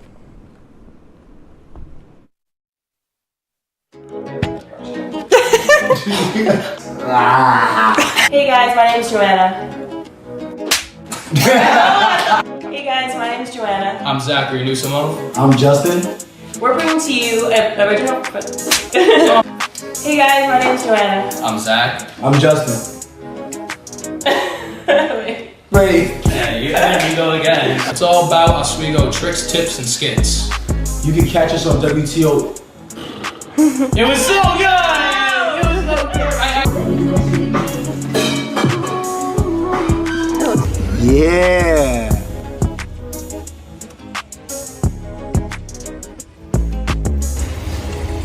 Let me know when you're slowing down, Steph, so I don't die. RP that. Hey. Riley, let's pop it together. And what are you doing tonight? It's a Thursday, but you know, Oswego is notorious for their Thursdays. Honestly, can you hear me? Honestly, I'm about to set up my hookah. Let's be in the video. This is my half friend Emily and her half friend Kamal. What is the video for? I'm interviewing the owner tomorrow, so it's just some B-roll shots. Some B-roll? If you don't get the Tomcat, then you're an incorrect customer. The Tomcat is the best thing on the menu. Mwah. One Zone Calzone pick out delivery. One Zone, baby! Sleep when you're dead! Give it up for One Zone Calzones. Best calzone I've ever had was last year. I love One Zone! 10 minutes. Best calzones in the world, baby. Yeah. Want a good calzone? You're coming to One Zone's. DP dough. DP dough. It's justice tonight. We're at One Zones. What are we getting, Pano? Tomcat? We're getting a Tomcat, $9. $9. That's all we gotta spend because we ain't rich like that. You know what? Shout out to the vlog. One more time. Now you're watching. Oh, Out and our own Oswego. Yeah. Now you watch. Out. This is awesome. And I know it's a tongue twister. Alright. Now you're watching out and our own Oswego. Now you're watching out and out. This is a typical TV style. I know. It's a tongue twister. It is a tongue twister. Hi, how's it going, everyone? Welcome to the first interview that we're doing on OX5. I'm here with the wonderful, the one and only Jason, owner of Wanzone's Calzones. How's it going today? Very good, very good. Picture up me and the president. I was in the frat, so I put me and my frat fraternity. Definitely a good idea. Yeah. I think one of the light ones. Yeah. Yeah, one of the light ones. No, it's okay. But yeah, okay. You guys are doing great. I wish the light was on because we can do it again. It's not an issue. Okay. Just keep having a good time. Listen, I was a business major, so I do this kind of speeches all the time when I was in school. Okay. School business, they taught me very well. Public speaking. Yeah. By the way, my language, first language is not English. So I'm Chinese. I'm making calzone, so. Well, in the beginning, when I saw making calzone, people were like, the Chinese guy making calzone? What is that all about? It's a great market, you know, it's a great way. I definitely got to give credit to Oswego, SUNY Oswego, though, man. I go to school for business. My wife got an MBA here. I was like, you know what? We got a business degree. We definitely can sell some calzone, you know what I mean? Yeah. Yeah, just swipe them over. Hey, how's it going? Are you guys open? Good, yeah, man. Just snap a ticket right over there. All right, awesome. Thank you. You want to do that again? If you want. Yeah, let's do that again. You want to do that again? He's like, good. Hey, how's it going? Are you guys open? Yeah, man. Just please snap a ticket off the wall and we'll be right with you. Awesome. Okay.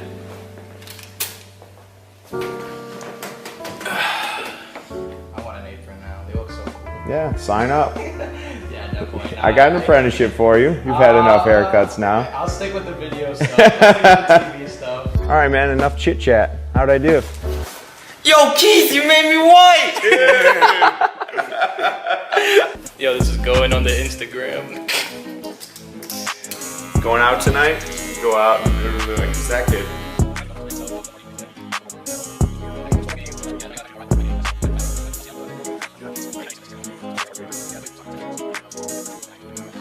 But now this one, I don't know what happened. This one's just like where it's there, I guess. Cletus, how bad is it?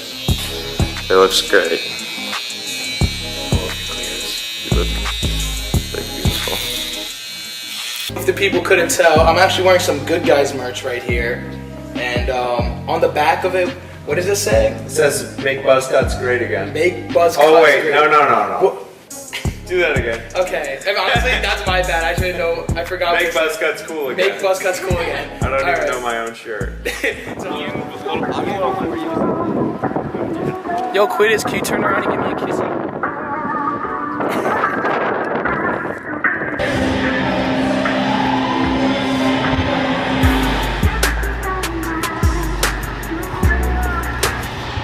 I'm ready. Oh, you're ready? Yes, I'm like thinking Oh my god. it. I was like, bro, what are you doing? It can take it forever. All right. I'm Cletus, we're here at Free Skate, and we're gonna do a race. We are, and I'm gonna win. Don't kill each other, bro. You want to do that again? Yeah, sure. What should I say? I don't know what to say. All right, ladies and gentlemen. 3, 2, 1, go.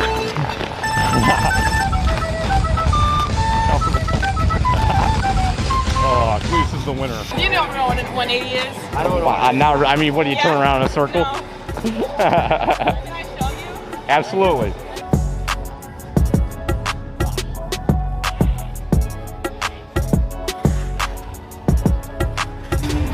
Absolutely. I'm gonna introduce you as like my best friend that I just met on the ice today. Okay. Showing me a few tricks.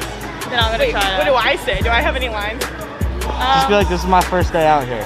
This is my first day out here. So you're just gonna push, but keep your legs bent, and then stand up. Okay. So bend. Yeah, like that.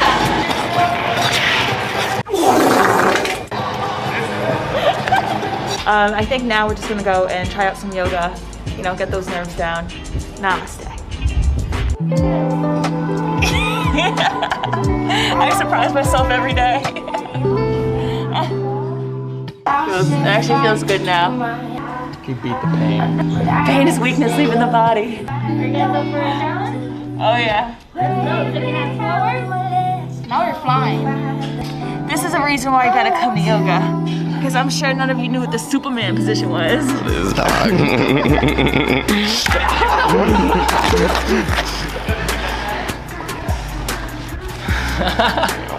Getting ready to block this shot. Get ready to block this shot. All right, am I taking this thing? Yes, you're taking this thing. Is it recording? It's recording. Okay. Yeah. Right, ready? It's time!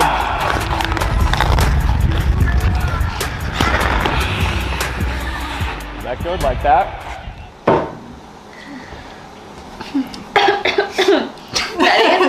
Hey guys, happy Halloween. I'm Bella. And I'm Stephanie, and we're here filling in for Joanna because she is not feeling well today. And we're making pumpkin pie today from scratch because Zach hates us and wouldn't just buy us the cans. But it's actually really easy that even you could do it in your dorm room. So, want to get started? Yeah, let's get started. It kind of smells like a pumpkin spice latte. Typically, if it smells good, it's gonna turn out tasting fine. I hope so. Yes, oh gosh, that's a little full. Whoa! Wait, why would you pour everything in there? Alright, this is not part of the process usually. You shouldn't have to do this. You shouldn't need to do that. Just don't pour as much as Bella would. Okay. Well, oh my god, I was counting down. I don't know Spanish. Well, that was really fun, and hopefully it tastes as good.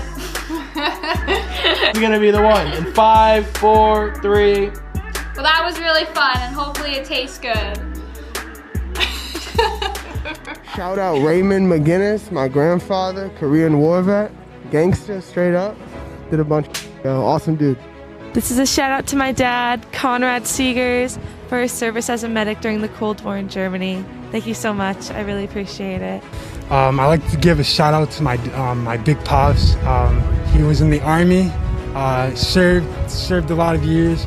He was an airborne ranger, and I appreciate all he did for our country and everything.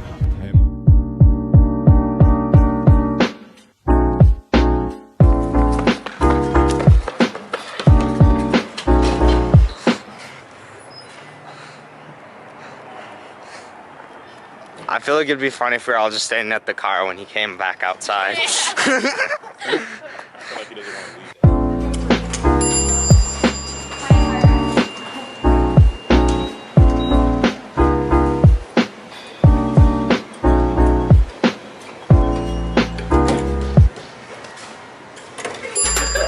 Don't smile, you know. Don't smile, you know. Okay, even though I'm really gonna try to make you laugh and smile. Okay. We're only like 3 takes for this. It's okay, we're just amazing. Is it recording? Hey, how's it going? I have my own show, OX5. I'm the producer for it out in our own Oswego, and today I'm actually interviewing the mayor. I'm a little nervous. Do I smell? Yo, back up before I backhand you so hard the entire crew of your show gonna feel it.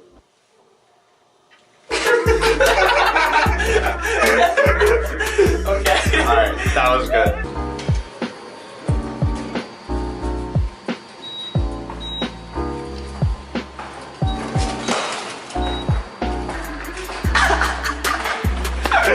That was hard to hold it in.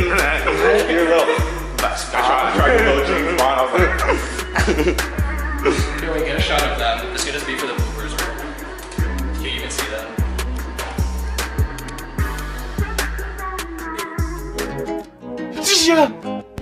8 a.m. Waking up from my night terrors. 8:15 a.m. Get dressed and get ready to go to the gym. Let's get it.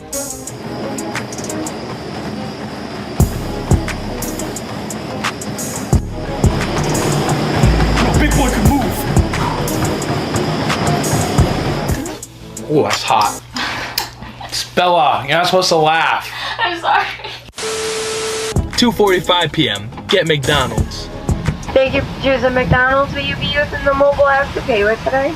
Nah, I'm not gonna be using the mobile app. Sorry? Nah, I'm not using the mobile app. Alright, go ahead with your order. Yeah, can I get like a chicken sandwich with no pickles, please? And also an Oreo McFlurry. I do apologize because the ice cream machine is down. 4:30 p.m. Use the bathroom for the 4th time. Hey, what are you doing in here, Bella?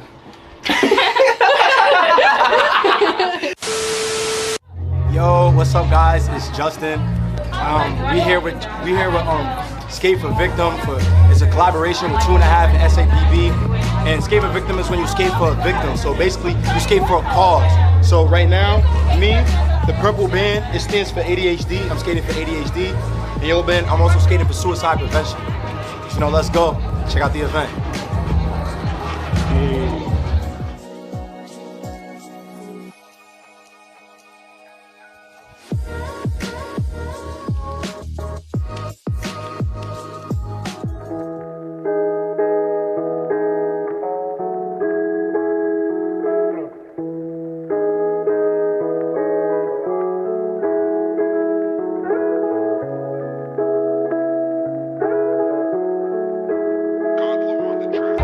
Hello everybody, my name is Edito Ramos Palacios and my ribbon today is green and I am skating for Lyme disease. So my name is Ricky Stratton. I am Vice President of 2.5 and my ribbon is yellow because I'm skating for suicide awareness. I have a lot of friends who've been struggling with depression and may or may not have had suicidal thoughts, but I think about all of them when I skate and I want them to know that they're loved and seen and that anybody who's struggling with that or even lost someone to suicide is cared for, and that's why I skate. Hi, I'm Autumn Jones. I'm a committee member for 2.5 and I'm skating for mental health awareness.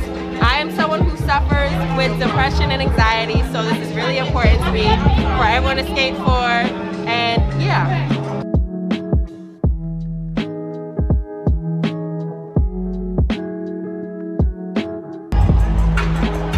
Oh, no sequence. Oh. Yo, do you want me to give you a little pushback? Yeah, give me a little pushback. All right, I'm ready now. All right, go. Ready, set, go.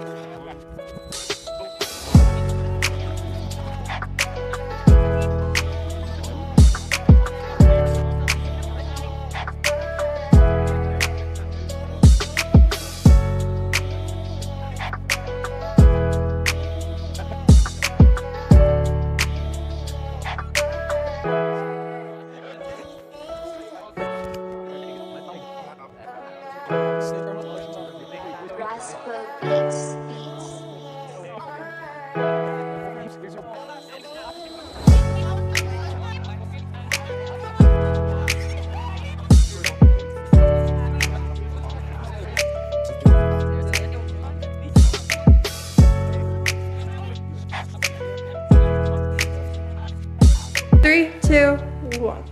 Hey guys, my name's Joanna. I'm Zachary Newsomov. I'm Justin. And we're here bringing you an original production out on our own Oswego. It's going to be all about Oswego tricks, tips, and skits. You can definitely catch us on WTOP 10 or YouTube.com. See you then.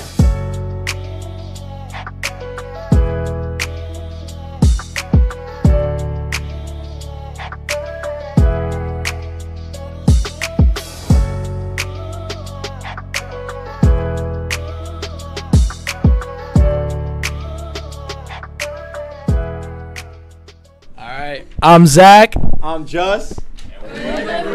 Signing off. Bing bong. Get it. Good job, guys.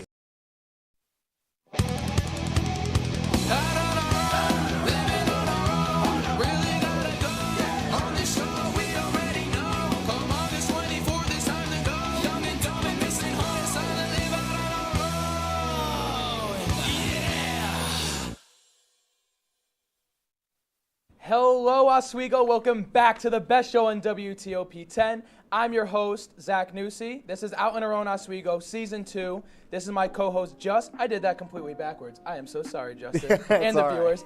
This is the show that gives you all the tricks, tips, and skits Oswego has to offer. And if you enjoyed this episode, there's others just like it on WTOP 10's YouTube channel. And if you just want to see the clips we do outside the studio, you can go to my own personal channel, Nussi96. So, Just, there's one more full week of classes left. How is the semester shaping out for you? Honestly, it's going well. You know, I'm just nonstop work. You know, I'm kind of tired, but it's okay. We're going to push through. We're going to finish strong. But then other than that, you know, I have good news. Yeah. As you know, I'm in the 2.5 organization, and I'm a director of programming. But for next year, I got appointed to president of the organization. Wow. Yeah, yo, that's a big deal right there. You know, I did pop out to that night, and it was a great time. You know, I was out. We actually have a segment later on tonight that's going to show you actually getting appointed president. So, what type of responsibilities is that going to entail for you?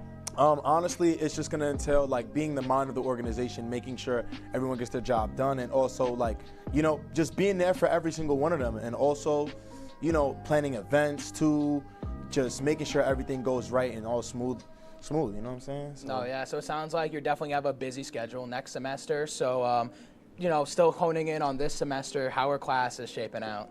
Okay. So classes are shaping out pretty well, you know. That said it all. That said it all right there, folks. They're shaping. I'm not gonna lie. They're Yeah. shaping, but it's going well. Like, I'm getting my stuff done, and also, you know, with the warm weather coming up, you know, well, some days of warm weather because it's been switching from 70 to 40 to 32, so it doesn't even make sense. Yeah. But you know, I've been trying to get outside, you know, just do whatever I can. Like, I just won the flag football intramural championships, so.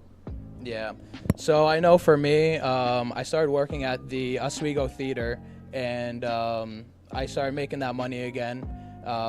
You know, it's a nice experience. You know, it's good that I get to go down there and just make money. You know, I'm a college student. I'm just broke, man. Yeah, I'm just trying to be out here. But I also have past experience working at a movie theater, so that is why you know, I applied there. I got it. The owner, Ryan Lee, he's actually a great guy. And the theater's beautiful, so you guys should go check it out.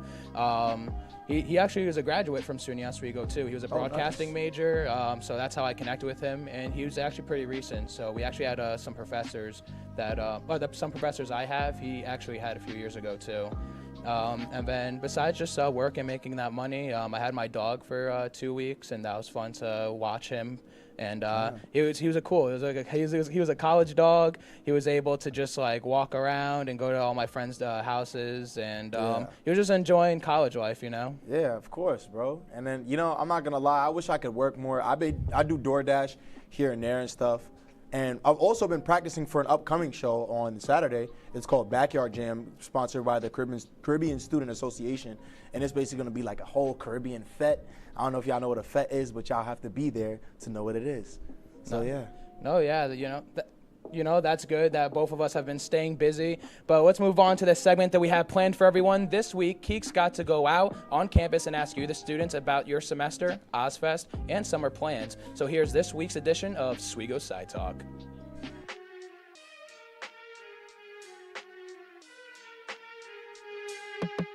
Hi, my name is Takayla Beckin. I have a major in psychology, a minor in health science and African American studies, and I'm a singer, so I'm about to skedaddle. Hey, I'm Joe Dolan. I'm a communication major, and I'm a junior. Hi, I'm Tyrese. I'm a junior, a criminal justice major, and a sociology major.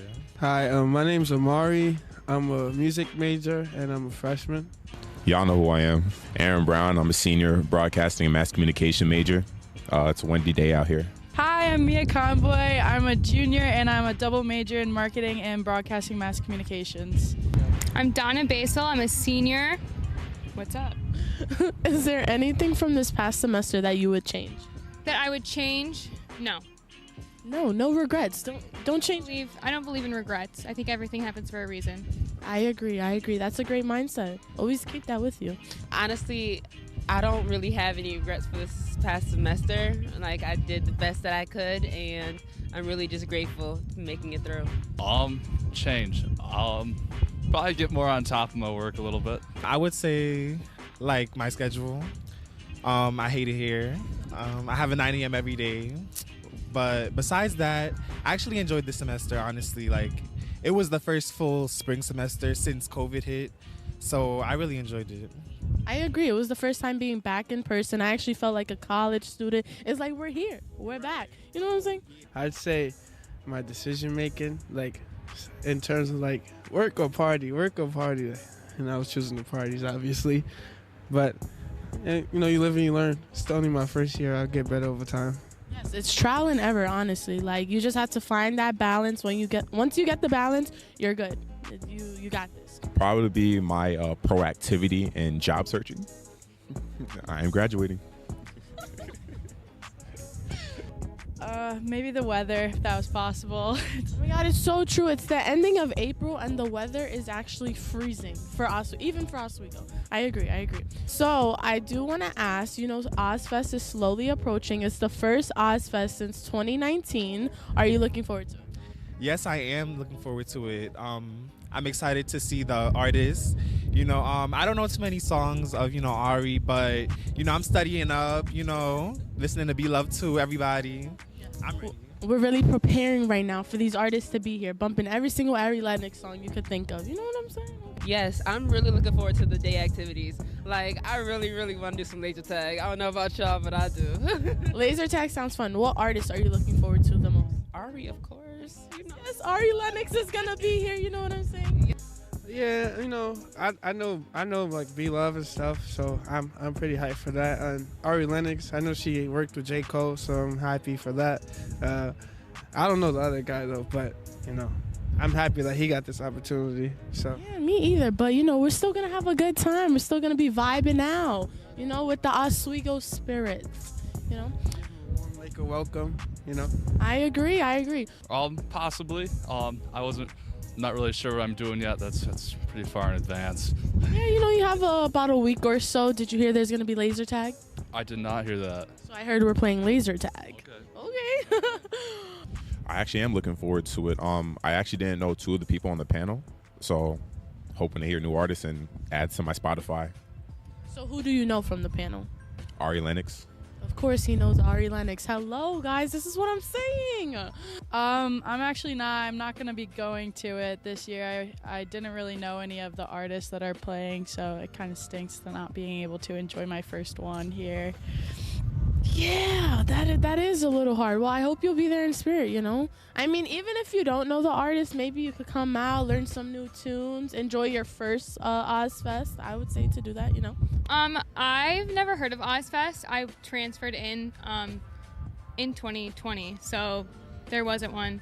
So yeah, I guess I'm looking forward to it. I don't think I'm gonna go, but I mean, I'm excited for other people to go. Yeah, she's excited for others. That's the important part. Okay, so you know summer's approaching. Do you have any exciting plans for the summer? I'm actually going to be living in Oswego, so hopefully just enjoy a lot of time at the Flat Rocks and going to work at a golf course, so that should be pretty fun. Yes, I'm actually the #1 advocate for summer in Oswego. It's like summer in Oswego to me is like beautiful. The sunset, the weather, it's really great. So I hope you enjoy. Yeah, I'm gonna be spending my summer up north at the Adirondack Museum. So really. Wow, that's exciting. Yeah, it's gonna be fun. So. Best of luck up north. For the summer, yes, I'm gonna be working at a summer camp as a camp counselor. So. Working with kids. Okay, that's a very good, different experience. I wouldn't do it, but you got this. You got this. I just got selected for summer youth again, so that's good. But other than that, I'm just going to be focusing on my music and getting ready for the fall semester. Definitely family vacation in Jamaica. You know, got to get away from this cold weather. What part of Jamaica? So I'm going to check out a bunch of more cultural sites first. but then we always kick it in Montego Bay. Yeah. Montego Bay, I've been there before. It's beautiful. Well, best of luck, and I hope you have a great summer vacation, and good luck job searching. It's not easy. Thank you. This summer, I'm just working and grinding because I'm planning to move to the city at the start of 2023. So, you know, I got my hat, guys. So, you know, gotta rise and grind, you know? Yeah. Make that money. Get the experience. You got this. Best of luck. Thank you. You're welcome. Yes, I'm going to volunteer in Mexico. Wow, volunteering doing what? I'm going to work at a Mexican restaurant. Oh, wow, that's exciting. Post-grad life, you're already traveling. Best of luck. That's exciting. Thank you for answering these questions. Anytime. I'm freezing. Thank you. Outside today, man. It's cold, but I'm still out here. And, you know, it's denim day. I'm glad we all got our denim on. I hope you got your denim on. And we all got our denim on. We outside! Hi, I'm Megan. And I'm Donna. And this is the Sunset Show. Grab your low-rise jeans because we're taking it back to the 2000s. Let's go, girls.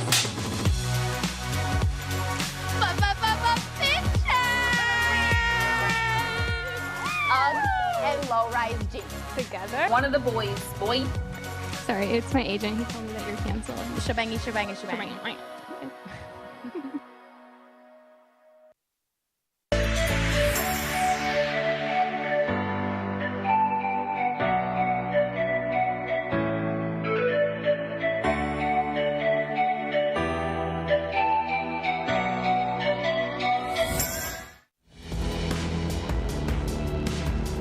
Welcome to the burial ground.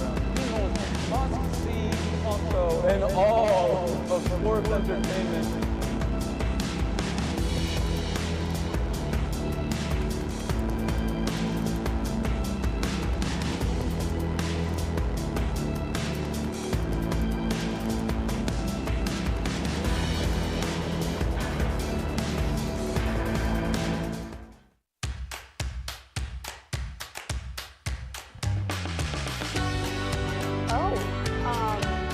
Welcome back to the Kind of Lake Show, where we talk about anything and everything going on in our lives and yours. Well, my birthday was November 13th, so it's been quite some time. I think at the end we saw him get up. I did that. I can't. It's a winner. Yeah, I did bring a sweater for everyone. There you go! I know your dreams. You started the paper throwing, just the immaturity. You lost before you even argued. Pretty insane that the Clippers, 10 of the last 11 postseasons, they're in there. Now you're watching. You are now watching. You are now watching. You're now watching Out on Our Own Oswego. Out on our own Oswego. Out on our own Oswego. Out on your own Oswego. OX5. OX5. OX5. OX5. That's good. That was awesome.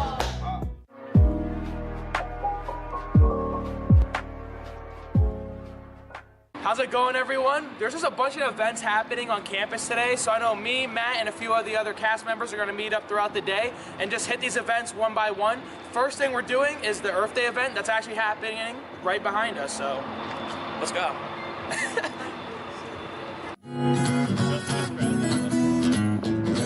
Just by the sun, hit by the cold.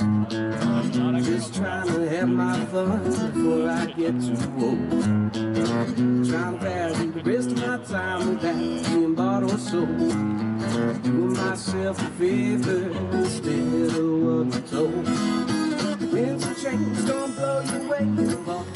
Hey guys, I'm Sarah. We're at the Earth Day celebration. I co-spearheaded the event with Nicole Rose with SA and the Office of Sustainability.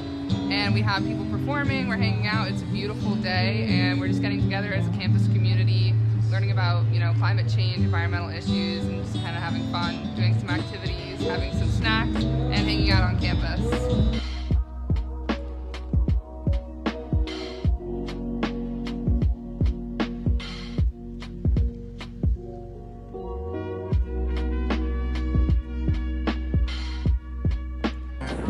Shaped like a flower.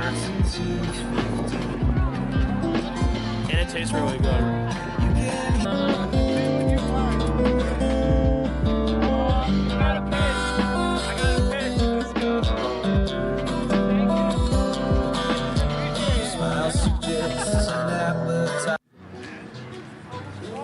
Oh! Ooh.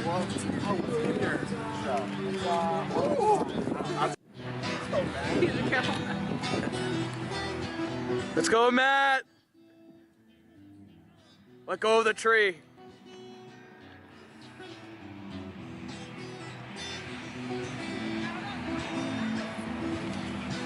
No.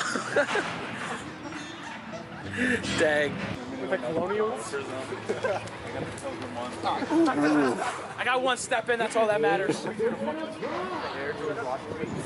What is it? You got it. Yeah, it's just about a confidence game. It's all about confidence, yeah. That's a day. That's where being 6'4" helps. Whoa! Yo, is that Garrett Chan from Sports Talk? Yeah. Shout out Sports Talk, let's go. Yeah. All right, so we were just at the Earth Day event where I got a free t-shirt. I also got a free cup. And yeah, I'm just happy that we got to experience that. Now we're over here at Tyler Hall where we're gonna see people's sculptures that they created be poured in molten iron. Save the planet, you know? We need to protect the planet, you know? That's why they gave out free cups, you know, with the cool straws, reusable, sustainability. But yeah, let's just go check it out.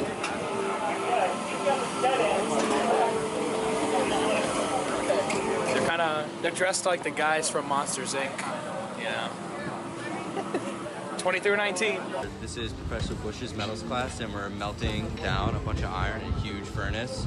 And we all made a bunch of molds from previous years and some of the Oswego High School stuff. And we're just breaking up metal, throwing it in, melting it, and then casting it all out. So it's also just a bunch of stuff that he found from a couple of years back that didn't get finished up, so we just decided, hey, why not? And we're all just finishing it all up today. I would put a grilled cheese in there. Yeah, so as you can see, we got some graphic art right here. This is the best part of this piece, I would say. You know, cans is all right. Bevs, of course, is great. But this is home. This is Jason's here to make world peace one zone at a time. Hi, I'm Olivia Myers, and this is my BFA exhibition space.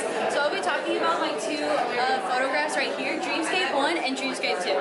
So how I made Dreamscape 1 and 2 is that I went to Fairhaven here in Oswego County, and I took pictures of the night sky. So I did a little bit of astrophotography. And then how I added the planets is I found textures online that matched the color to the image and turned them into a circle and then edited them to make sure that they look somewhat surrealism photograph.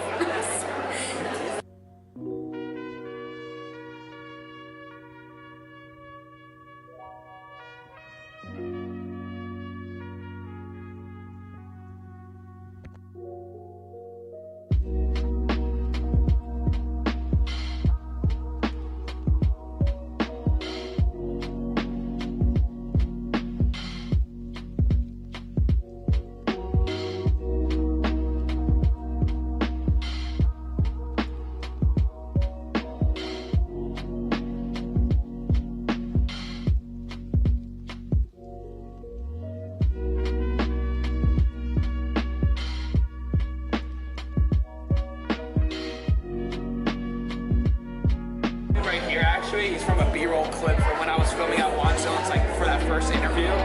His name's Kamal. I know that kid. Yeah, you do know that.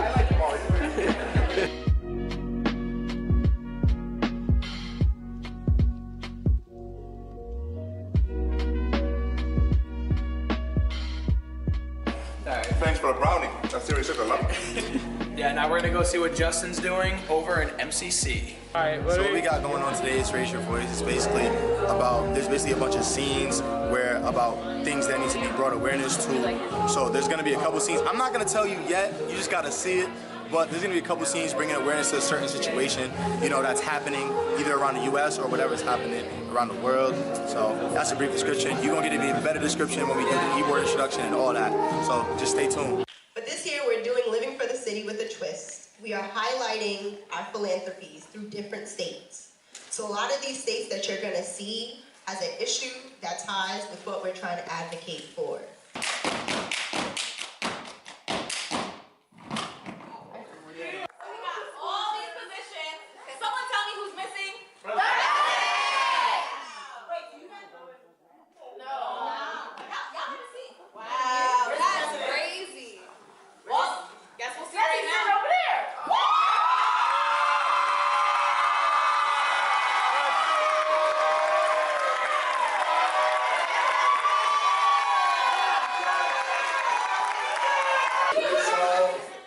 First off, I want to start by thanking the people who voted for me as president and believed in me to hold such a high position for this organization.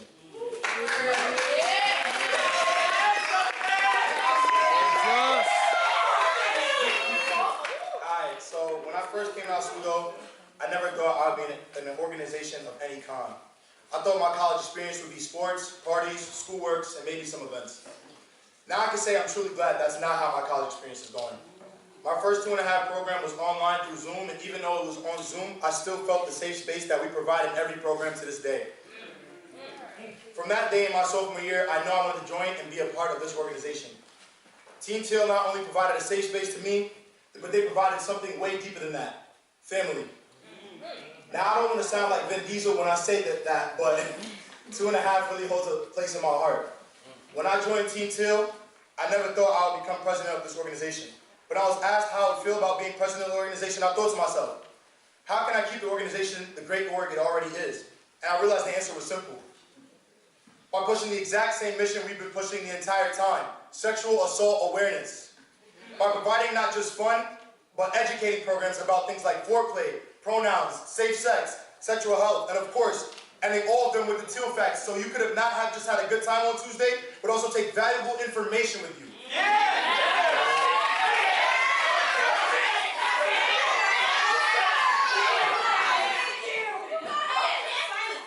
And whether it is walking beside you in Walk of Shame to stand against sexual assault, or standing for any awareness, or even speaking up and raise your voice, we, the E-Board of 2.5 are here for you. When you need someone to talk to, we are here for you. If you need to report a story, we are here for you. And I'll say it over and over again. If you need a safe space to confide in, we are here for you.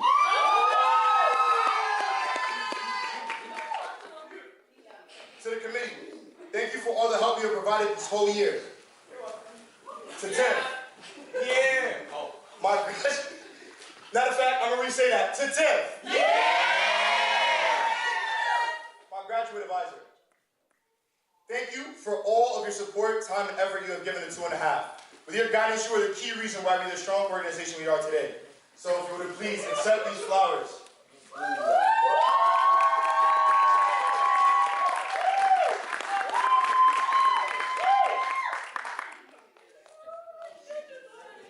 Not done yet. To Ricky, all the late nights helping me get these programs finished, I thank you. To my E-Board, thank you for everything you've done for me and the org. And to Zaya. And to Zaya.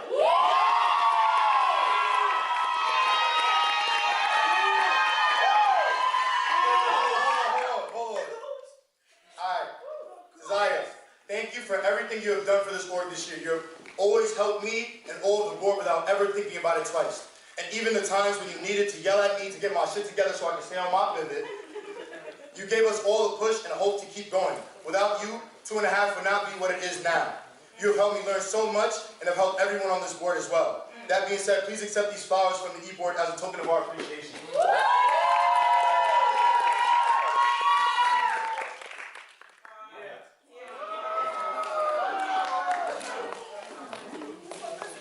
You gonna say this with your chest. 1, 2, 3. No!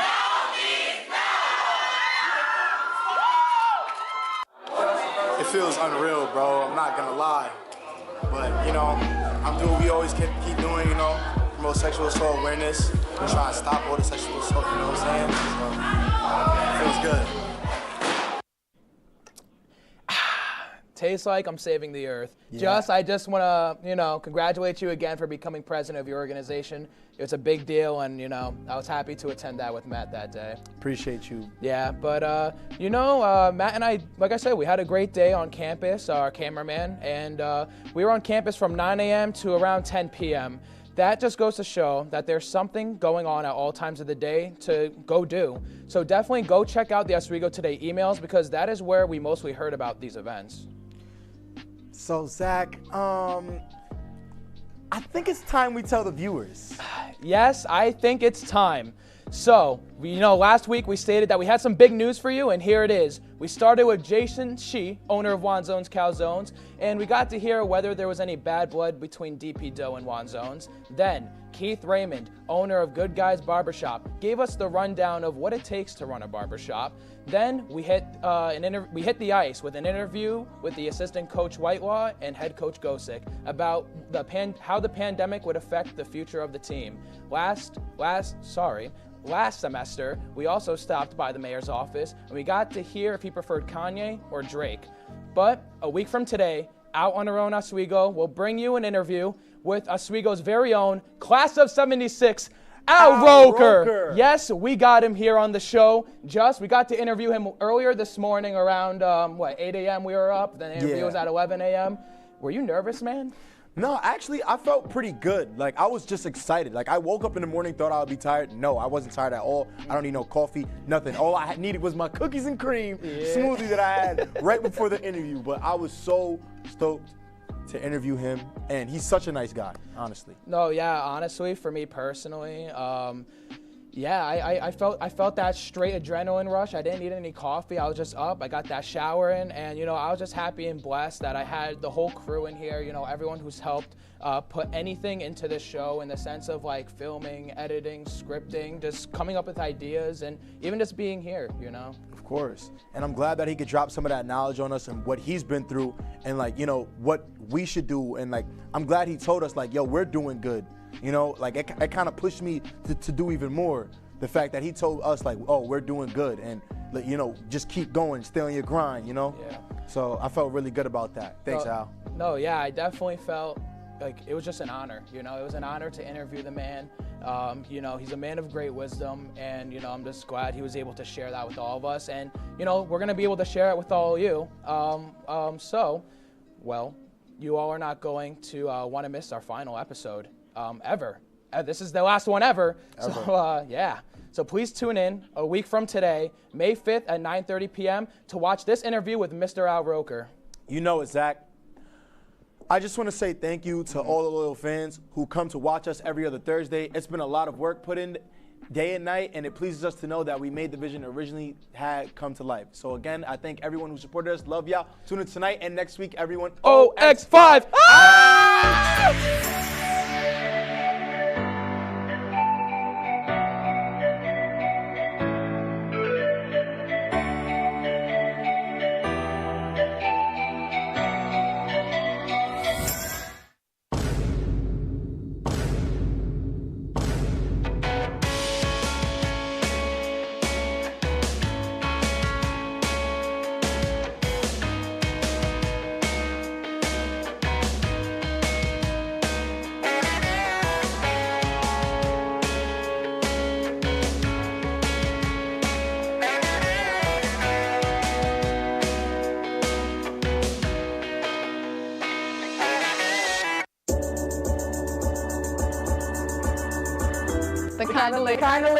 The Kinda Late Show with Chloe and Anna.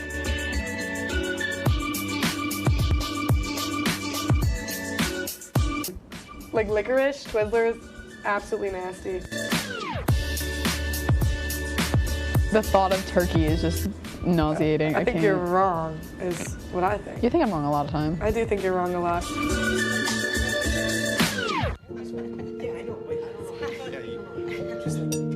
Look at that, it's so sad.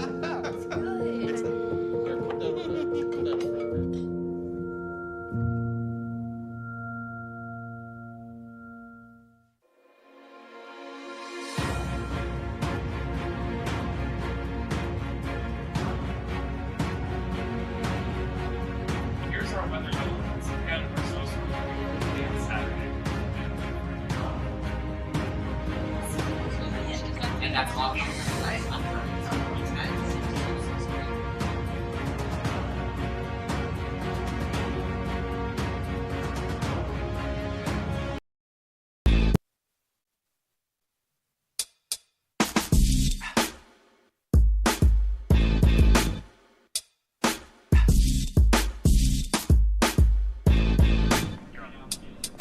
Hello everyone, good evening and welcome to The Bigger Picture. I'm Kiara Montero. And I'm Matthews Frank. Here at The Bigger Picture, we're all about recognizing organizations here on campus that you may have not known about. So Matthews, how's it going? How are you feeling? Can you believe we have 3 weeks left in the semester? I can't believe it, but then at the same time I can't believe it because, you know, the workload is becoming more heavy. The stress is getting bigger. Yeah. It's like finals is creeping up upon us, and I'm not ready. How about you? Yeah, I feel like we just got through midterms. Yeah. We literally just got through midterms, but I feel like now that we're at that crunch time, 3 weeks left, now I'm just okay, let me pick up the pace, let me get through the semester. We're right there. Summer vacation's right there. What do you do to stay focused whenever you got an exam or something? Because I had a meteorology exam yesterday, and I had the biggest test anxiety ever. So I walked into that class and I forgot everything I studied. Everything. Yeah. So my number one rule, I try not to cram, because I feel like when you cram, you really do not remember? Yeah, you don't take in all the information that you need to. And I don't know, I'm big on meditation, guys. So sometimes if I need to meditate before an exam to, calm my nerves, then sometimes I do that. And really just creating lists to check off what I have to study, what I already studied, what I don't know, my strengths and weaknesses for this exam. I feel like that goes a long way. You guys heard it here first. Make a list and list on your strengths and weaknesses. And meditate.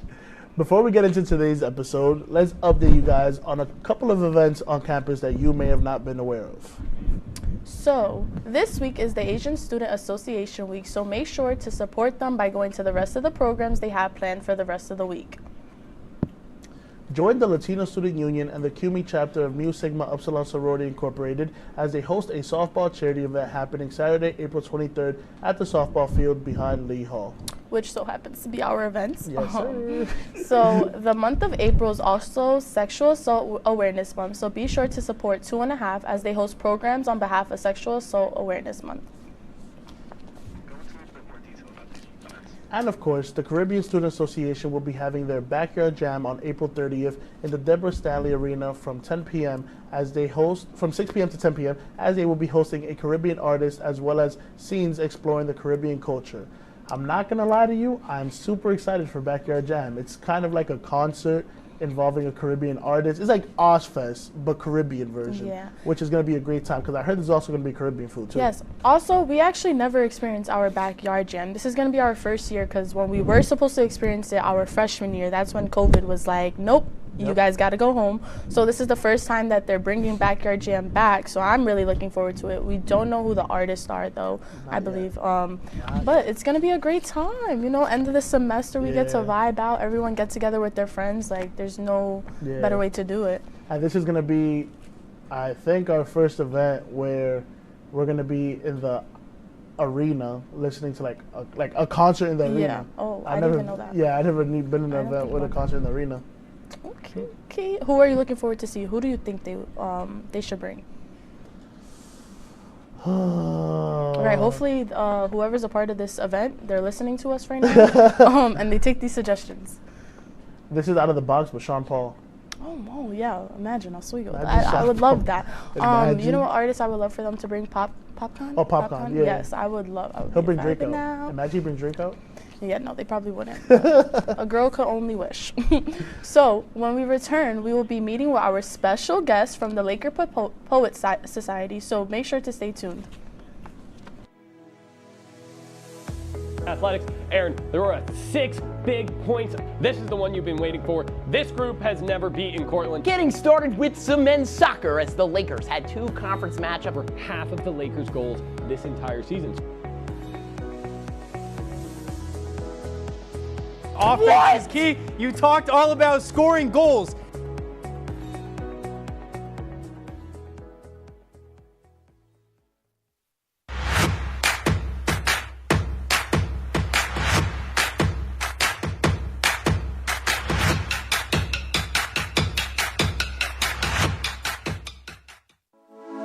Good evening and welcome to WTOP 10 Nightly News. For the governor race with a strong lead, former Governor Andrew Cuomo is... Barlow announced the completion of a large building mural in downtown Oswego. The renovations on the Hewitt Union building, turning it into the new Hewitt Hall. And as we move into tomorrow, that rain is going to be in our area. Moving to the Diamond now, as Sweet Caroline got a lot sweeter last night.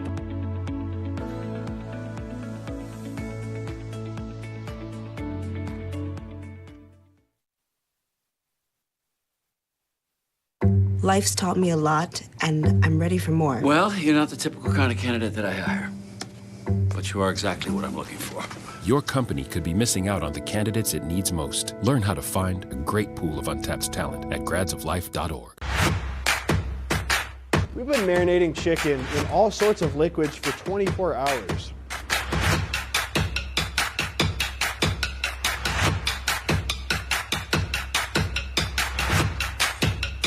These are vitamins and minerals and things that you need, nutrients.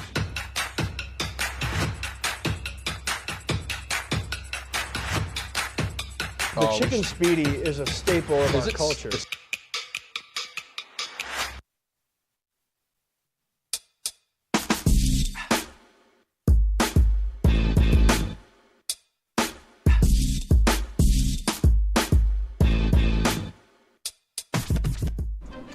Hello and welcome back to The Bigger Picture. Today we have the Laker Poet Society. Now, the Laker Poet Society is a shadow organization made to prioritize the use of writing of all types and spoken word for expression and sharing the feelings through a community. So today, representing the Laker Poet Society, we have founder Ricky Stratton and co-founder Harain Daly. Welcome. Thank you guys so much for having us. As you said, I'm Ricky. I'm Harain. And we're the founders of Laker Poet Society. How you guys feeling? Semester winding down. What's going on? You guys have some big accomplishments this semester. You guys both published books. We're gonna get into that later, but you guys should be feeling good. How, you know? No, I'm just exhausted. Yeah. Like, besides Laker Poets, like, we're kind of heavily involved on multiple other things on campus, so it was a lot going on. Mhm. We really didn't catch a break. We barely even got to focus on Laker Poets in general, but I would say that I've survived, and that's what I feel is most important. How about you? I mean, yeah, I feel the same way. Like, we're doing so much stuff, but we're also putting ourselves into all of that. And so, like, at this point, we're just tired from everything that we're just doing and really trying to get to the end of the semester. You guys are like pushing through. You're like we're pushing through, yeah. And that should be your motivation, just knowing that like summer break is what, 3 weeks away, 4 weeks away? I think it's 3 weeks and a half, hopefully. I didn't think about it. That is the longest break I've ever heard of. Yo. Need that break. Need it right now. Yeah. All right, so I guess we can start diving in with the questions. So the both of us and the audience would like to learn more about the Laker Poet Society. When did you guys start up, and what made you guys want to bring this organization to campus? Because it is fairly new. So it all started with an idea. I mean, honestly, you basically have to explain how you even got here for me to explain it, really. So really, me and Ricky both wanted to come to Oswego from freshman year, but I decided to stay in the city. While I was in the city, I stayed in contact with Ricky, and I kept asking Ricky, what type of poetry organizations do they have on campus? How can artists get their names known? How can artists, you know, perform? And just like, I was really asking about the artist community. And he basically was like, no, there's not really an organization. So we took it upon ourselves to make one. So he really started it with the Instagram that he created called Lakers Poet Society. Yes, I do remember that. Yeah, so like essentially, after he asked me that, I had realized that I would say I had organized, let's say, like spoken word events or open mics, but there wasn't any name behind it. And more importantly, after the open mics were over, there was no way to connect those artists to each other. So I was like, how could we find a way to centralize everything? And so I basically asked a friend of mine from high school to make the logo. And the logo is literally just a picture of me, like an animated picture of me with like different poems that I'm putting into like an Instagram box. And that's kind of the idea for the Instagram. You know, crazy enough, you even featured on it. And that's when I realized that the idea was gonna work. I would just ask certain poets to submit DMs of poetry they wanted to share. Then I'd ask them if they want their names or tags on it. And if they said yes or no, I would just post it so people would get more comfortable sharing their work. Yeah.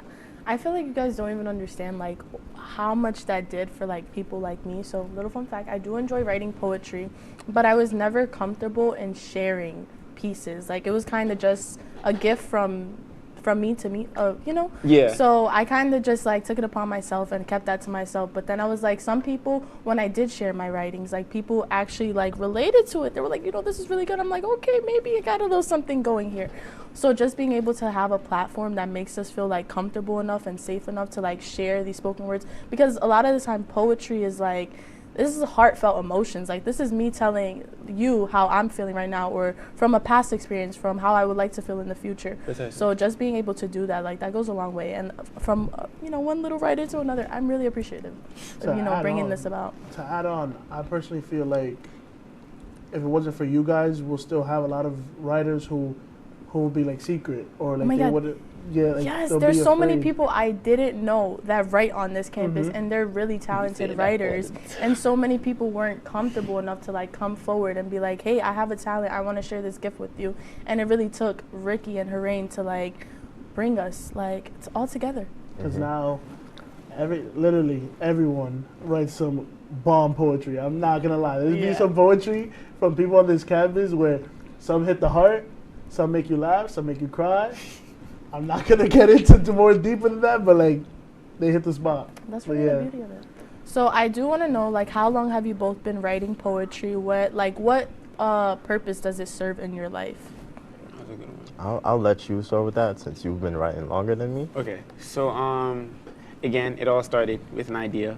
I was actually abroad when I started writing. I had been in Ghana. I had been in Ghana for about 4 years at the time, and I had realized that I had really missed home, because, you know, I was born here and stuff, and I hadn't visited in that whole time frame. So I wrote a poem called Memories, where I was just telling a story of like the things that I missed the most about being back in the States. And from there, I was like, wait, maybe this could continue into a different direction. So I actually thought I was gonna get into songwriting instead, but I can't sing. So, you know, like poetry is basically music with no vocals. So I was like, let me just keep writing poetry instead. I even thought of being a ghostwriter, but as my poetry topics kept changing and I came back to the States, I realized that I think it's something about getting on a stage and just moving people just with words that really has a place in my life, and that's kind of where the poetry really came from. Okay. For me, it's actually really, really weird how I started writing and how I started writing poetry, which is two different areas in my life. Basically, I always liked writing since school, always liked writing essays, especially in middle school. I actually came up with the idea to like write a book in like 7th grade, brought it to my teacher. Yeah, brought it to my teacher and everything. Gave her all the ideas I had, and I was working on it, but I lost the book. But basically, I hated poetry until like high school, where I got heartbroken, and that'll do it. Yeah, that just lined up with me taking a creative writing class that was teaching me poetry at that right exact time. And so I basically put myself into that writing, and I realized how easy it was for me, but how much fun I had, and how I was able to just let my creativity play on the page. And after that, I kept on writing, and then I met Ricky here at Syracuse, and me meeting Ricky basically told me, yeah, you should keep on doing this, because, you know, I met Ricky who was already a poet, and, you know, he just inspired me to keep on going where I was going. That's amazing. I feel like a lot of us can relate to Harain's story about like not liking poetry, because it is something that it's not easy to just, you know, sit down, write, boom, you're done. I've tried it myself, and it's like, no matter how much time I put into it, it's like I feel like it doesn't come out the way I would have expected it to come out.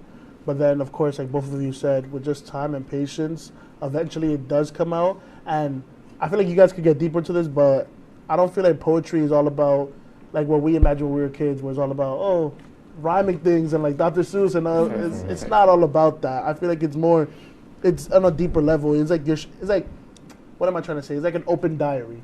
You're being open to everybody. You're letting people know the truth about you and stuff like that. And it's not just all about like, you know, green eggs and ham and stuff like that. But if you guys could just touch a little bit about that, about how it's not all about like rhyming. Wasn't that one of the first things you said about the hating of rhyme and stuff like that? Yeah. So you said it really, really good when you said it's like poetry is like a journal, you know? And when you're journaling, you don't like you're not gonna just rhyme out of nowhere Just whatever unless comes you're, to you. you know, unless you're like Ricky. But me, I never had the talent to rhyme, and that's actually one of the things that, like, you know, made me scared of going into poetry, because I was like, oh, I'm not a poet because I can't rhyme. You know, I'm really bad with grammar, all of that stuff, and so. It was me writing the poems that didn't rhyme and realizing at the end of the poem was still good, and the poem like hit a deep material that the audience could connect with, and that's what mattered to me. So like, I think my thing is I love a good rhyme. Like, I love a good rhyme. I feel like I have a good time when I rhyme, but some of my favorite pieces don't have a single rhyme in them. Wow. Because the thing is, rhyme is very different from like flow. And if a poem or a piece flows, it doesn't need to rhyme. Imagine just reading like a collection of words that just happen to connect to each other perfectly with no rhyme scheme. It's just like a 1, 2, 3. Like, are you following me like that? Yeah. It's just because it makes sense, rhyme or not, you're getting it and you can't stop reading it. I think the thing with rhyme is because it rhymes, it flows, and your brain automatically wants to continue reading whatever it's flowing because it just has to follow a pattern. Yeah. If the pattern is the point, you'll follow it till the point is complete. You see the difference there, right? Yeah. That's a good point. Yeah, that was deep. You know. All right, so I know there's, like we mentioned earlier, there's a lot of upcoming people who want to get into writing and stuff like that. They're just afraid or curious how to start. So what advice would you give to those who want to start, or how to start? Like, how did you guys do it? Things like that. I was honestly just gonna say, for starters, drop the rhyming idea. You don't need to rhyme to write a poem. It's not necessary. And to be honest with you, you will have a lot more fun writing if you think about whatever point you're trying to come across than how many times you can rhyme a sentence. I think it's honestly the same advice I give to somebody who's trying to get into fashion. Don't conform. Just be yourself in that sense, and like, for lack of a better word, just create. But make sure that it's personal, like it means something to you, because it's gonna show. If it's about being deep, if it's about making sure that your point is coming across, as long as you're being honest with how you communicate that point, someone's gonna get it. Same thing as you saying that people realize that they can relate to your work. I'm pretty sure not all of your poems rhyme, but they still got it because it hit them, and that's the point. For sure. So I do want to ask, has there ever been a time for you guys, like, you're writing a piece and it, like, you're pouring so much emotion into it, does it ever get too overwhelming for you that, like, sometimes you have to take a step back and, like, you know, probably come back to it later or continue writing because your best work might be in that moment, you know what I mean? So how do you handle that, if that does happen? I would say that happened to me recently, 2 times actually recently. One, when I was writing a piece about my mother, where it was just like a lot of emotions that I was pouring into the piece. And so like, I definitely had to take a step back and definitely reassess how I was feeling and everything, which, you know, bettered the words that I put into the poetry. And it was also that I had written a poem for a performance in the variety show that Ricky had gave me the idea of basically speaking from the perspective of a slave, right? Oh, wow. And just writing that poem and thinking what I know about slavery and everything, like that definitely like brought some tears, you know, because it was just like realizing and thinking about the realities of the words that I was truly putting on the paper. Oh, wow. I feel like I'm curious to know what's next for the Laker Poet Society. So because you guys have such talent, and like also you guys are teachers as well. Like I've learned so much from Ricky and as well as Hareen. Like you guys have the ability to really teach and move people and encourage us to like continue writing, because this is, you know, my what's that word? Hobby. It could be hobby, interest. So I feel like the best way to close out the questions right now is, what do you guys would like the future of the Laker Poet Society to be here at SUNY Oswego?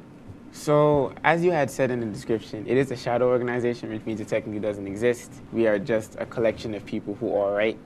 I'm thinking of turning it into an organization next semester, if COVID is officially not something that stops you from being able to create an organization. If that happens, then the Instagram would basically get revamped, and we would officially start asking for new submissions, because we'd be posting about 2 to 3 times a week consistently. Other than that, I want to start hosting about 3 to 4 open mics a semester, because every single open mic we did last semester got like 20, 30 heads, Yeah. at least 12 or 14 of them all wanting to perform. I'm looking around the room, I'm looking at Hareen. Where did you people come from? Yeah. Like, where did the poetry come from? Imagine it's all good work, great work. I'm like, okay, but I asked for a submission on the Instagram and you didn't give me a submission, so what is happening here? So we're just gonna give them like as much time as possible to really share their work, because one thing about a poem is when you share it like physically, it really changes it. I've never said the same poem twice. Like I always change a line or I change a rhyme or even the time. Like everything is changing about it when I perform it. So just to give them more opportunity to just like be poets, but like in the real world. Yeah, that's amazing though. You guys are doing some great stuff with this. So when we return from break, we're gonna get a little more into the poetry vibes. So the four of us will be sharing some spoken words right here in the WTOP studio, so stay tuned.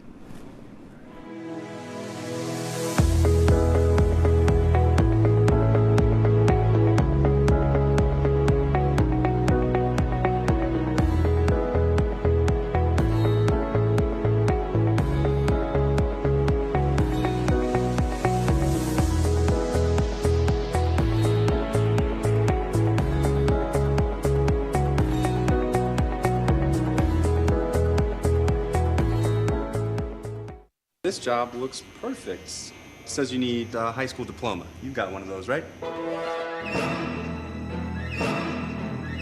Skip the drama. Get your diploma. I got that. Find free adult education classes at finishyourdiploma.org. Major Discussions is the new show that explores the stories of students right here on campus. I personally came here to SUNY Oswego for the broadcasting program because I love to hear people's stories and to do work just like this.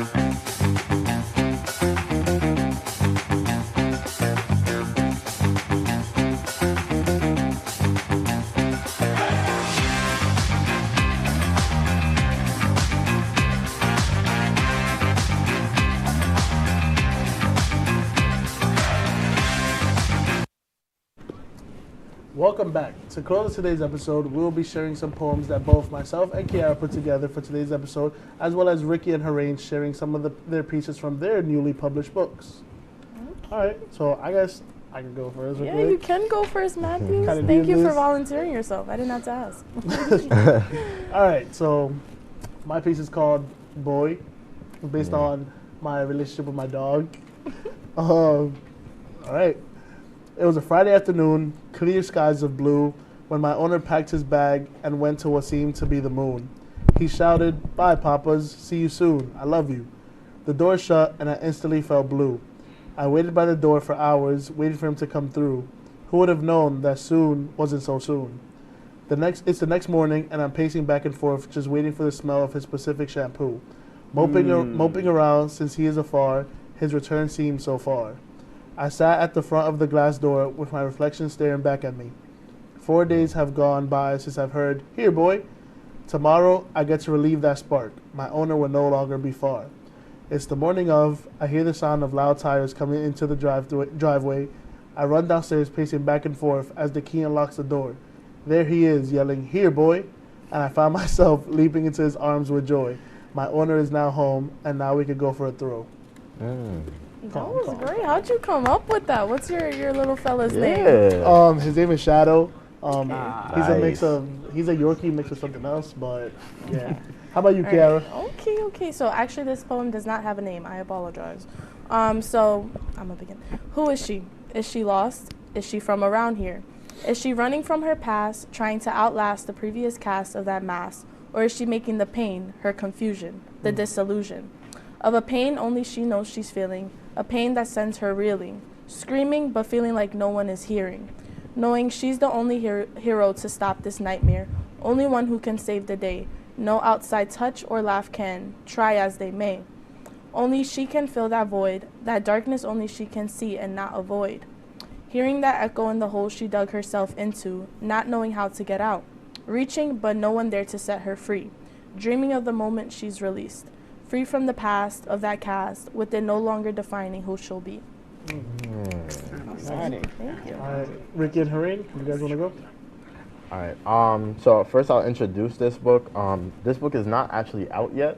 Okay. It will be out in around 2 weeks. April 27th is the official release date. Yes, sir. I've been working on it for over a year now, almost 2 years, and I'm very, very excited to share this with my readers, the people who've asked me for this book tirelessly for the last year since they've read my last book, and the people who haven't even read my last book and are new people that know about me and are interested in this one. All right, so if you can read us poetry, though. A little poem or two. Poem. I can read you 2 poems. Yeah. The first one is called The Line Between Fantasy and Reality. I opened up locked fantasies, found sweets first, a cavity later. It was then I clasped a firefly and said, I'll never let you go. And from a question we found a treasure chest, rich with emotions etched in for years. We were beautiful in the trance of moment, words interpreted as blankets to keep us warm. And as the earth spun faster, so did the stage where everything did bloom with happiness, where touches to the skin were electric, and a hug waited as the universe, where love was made under the moonlight shine. And now we reach here, where questions no longer matter. The allure of you collapsed my life, Aries left me seared. Memories exiled, monsters set to be killed. It was a Pandora's box we opened. Taking off these rose-colored glasses, a trip to the dentist, pulled my tooth out, a cavity from fallacy. Wow, okay. Thank you, Hareen. Okay, thank you, Hareen. Due to a little bit of timing, we only can hear one right now, but Okay. we appreciate you. Ricky, if you could read your one poetry. So honestly, I'm just gonna do this one because I'm in a throwback mood. It's called 112. Cupid doesn't lie, but you won't know unless you give it a try. True love doesn't lie, but you won't know unless you give it a try. I wonder if before now, if I could honestly say that I've tried to find love and cultivate it the right way, where you already know what it looks like, but all you have to do is plant, water, and walk away. You see, a farmer knows they've tried to plant a seed when it becomes the thing they want to plant.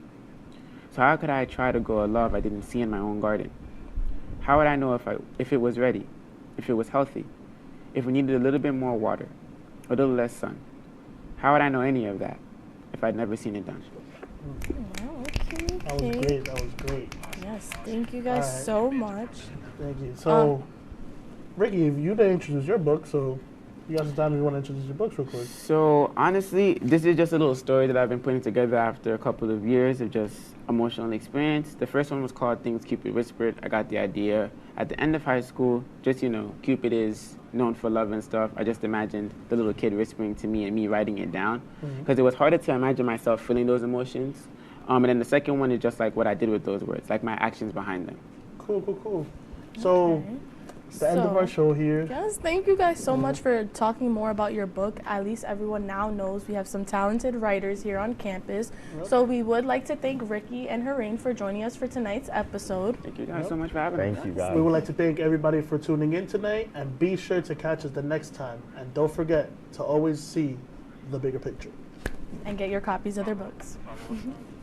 Oh, also, follow them on their Instagram pages if you guys would like to say your Instagrams. Mine is at Rick Arms. Mine is at HD The Poetics. Don't forget to follow. See you guys next time. Thank you.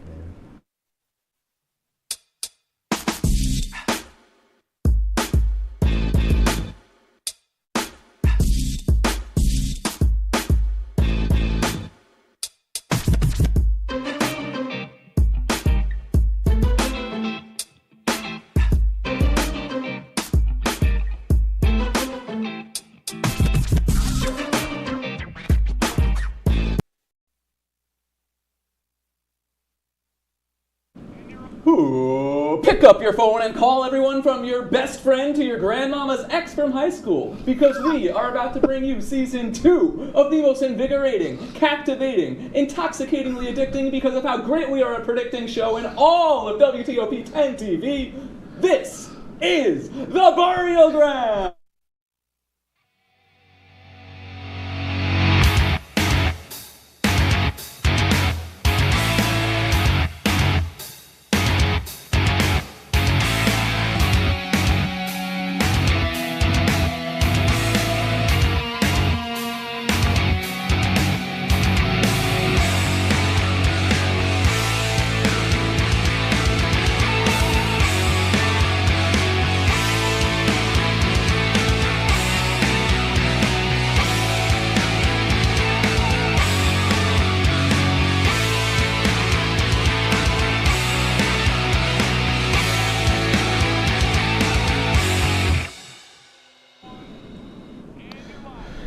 In the words of Mace, Diddy backup artist, welcome to the Burial Ground. My name is Clyde Anderson, and here with me is my co-host, Jack Franzino. Jack?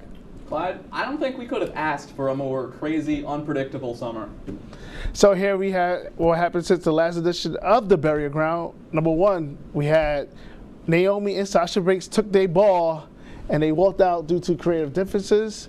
Number two, Chairman of the Board Vincent Kennedy McMahon had been relieved of his duties of the WWE. And number three, the AEW media scrum. Jack, what's up? Yeah, there's so much to talk about, but starting off first with the most major wrestling events that took place since we've been gone, the women's tag team champions actually walked out due to creative differences, and we haven't seen them since. That's right. Numerous reports have been coming out claiming that Vince McMahon was set on having them shine as single competitors, despite them holding the tag team goal. And building to the Hell in a Cell, Sasha Banks was going to challenge Ronda Rousey. Was it for like the AEW World Championship? No, that one was just going to be a regular match. But yeah, okay. Then Naomi. But it was supposed to originally face Bianca Belair for the Raw Women's title. The worst part is they both were supposed to lose. Could you believe that? I mean, knowing how Vince McMahon used to book WWE, absolutely, I could believe that. But yeah, it was a horrible idea. And for whatever reason, Vince was just never able to make the women's tag titles feel more important than they are. Wherever there had been a lack of proper tag titles, lack of proper feuds, or recklessly breaking up some of their only legit women's tag team, the frustration with the entire division was clearly built up from the Boston Globe, which is Naomi and Sasha. Do you finding a decision to be justified and Vince McMahon stepping down? Yeah, well, I would believe so, yeah. It's definitely something that has taken the wrestling world by storm, and the Sasha and Naomi situation it makes a lot of sense because they were just not able to get proper booking ever. Right. Like they were and going back in the history of the women's tag team titles, we've never really seen the tag titles being booked legitimately, like with actual tag teams. Like you said, they broke up so many of the actual legit tag teams. There were never any actual feuds, and they decided with the tag team champions that the best way to do it was to put them in singles feuds going into Hell in a Cell. That is not helping the tag team division. That is not helping the women's division. It's just taking all of the women and putting them in one TV segment instead of having multiple storylines within the women's division. And that's really, Vince McMahon, towards the end especially, was really struggling with giving women proper storylines on a consistent basis. And yeah, it's really justified. I am very happy that they did it. And after they did walk out, that kind of ended up leading to Vince McMahon stepping down, right? Yeah, exactly. So with the justification of Vince McMahon misconduct coming out, this has prompted having a new co-owners of the WWE, Nick Khan and Vince McMahon's daughter, Stephanie McMahon Levesque. New additions also include Triple H, aka Paul Levesque, as the company's creative operator of the WWE, as well as Bresh New Fresh Air in the company with him as the lead in charge of the creative. So how do you feel about HHH as the CCO of WWE? Well, Triple H being the new creative or the new director of creative control is a major step in the right direction for wrestling. This is something that I don't think wrestling fans were necessarily expecting anytime soon, but it's something that we all appreciate. And we'll have plenty of time to talk a lot more about all of the impact of Triple H and his creative control in WWE. But I think the bottom line is Sasha and Naomi, just to stick with that for right now, Sasha and Naomi have to show up eventually, and I want to just shout that out because the fact is, with this new tag team of Damage Control now winning the tag gold with Dakota Kai and Io Sky, that is finally like one actual tag team that Sasha and Naomi, Boss and Glow could show up in return, and then they could set up an actual feud for them. That sounds like a plan. But at the same time, it's going to be incredible no matter what they do. Sasha and Naomi are two incredible athletes, and even though there's a lot of uncertainty with them right now, I think it's only a matter of time before they show up again. Hey, they may be throwing hints that Sasha may be going to New Japan Pro Wrestling and having a match. Yeah. So, of course, we can't ignore the returns, as we will disclose that when we come back from break. Stick with us. Hi, I'm Megan. And I'm Donna. And this is the Sunset Show. Grab your low-rise jeans because we're taking it back to the 2000s. Let's go, girls.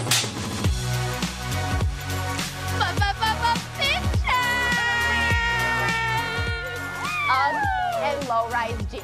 Together. One of the boys, boy. Sorry, it's my agent. He told me that you're canceled. Shebangy, shebangy, shebangy.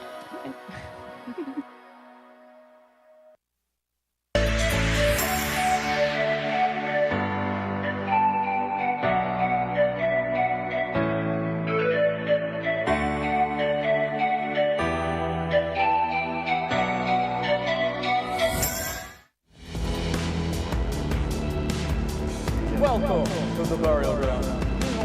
Must-see talk show in all of sports entertainment.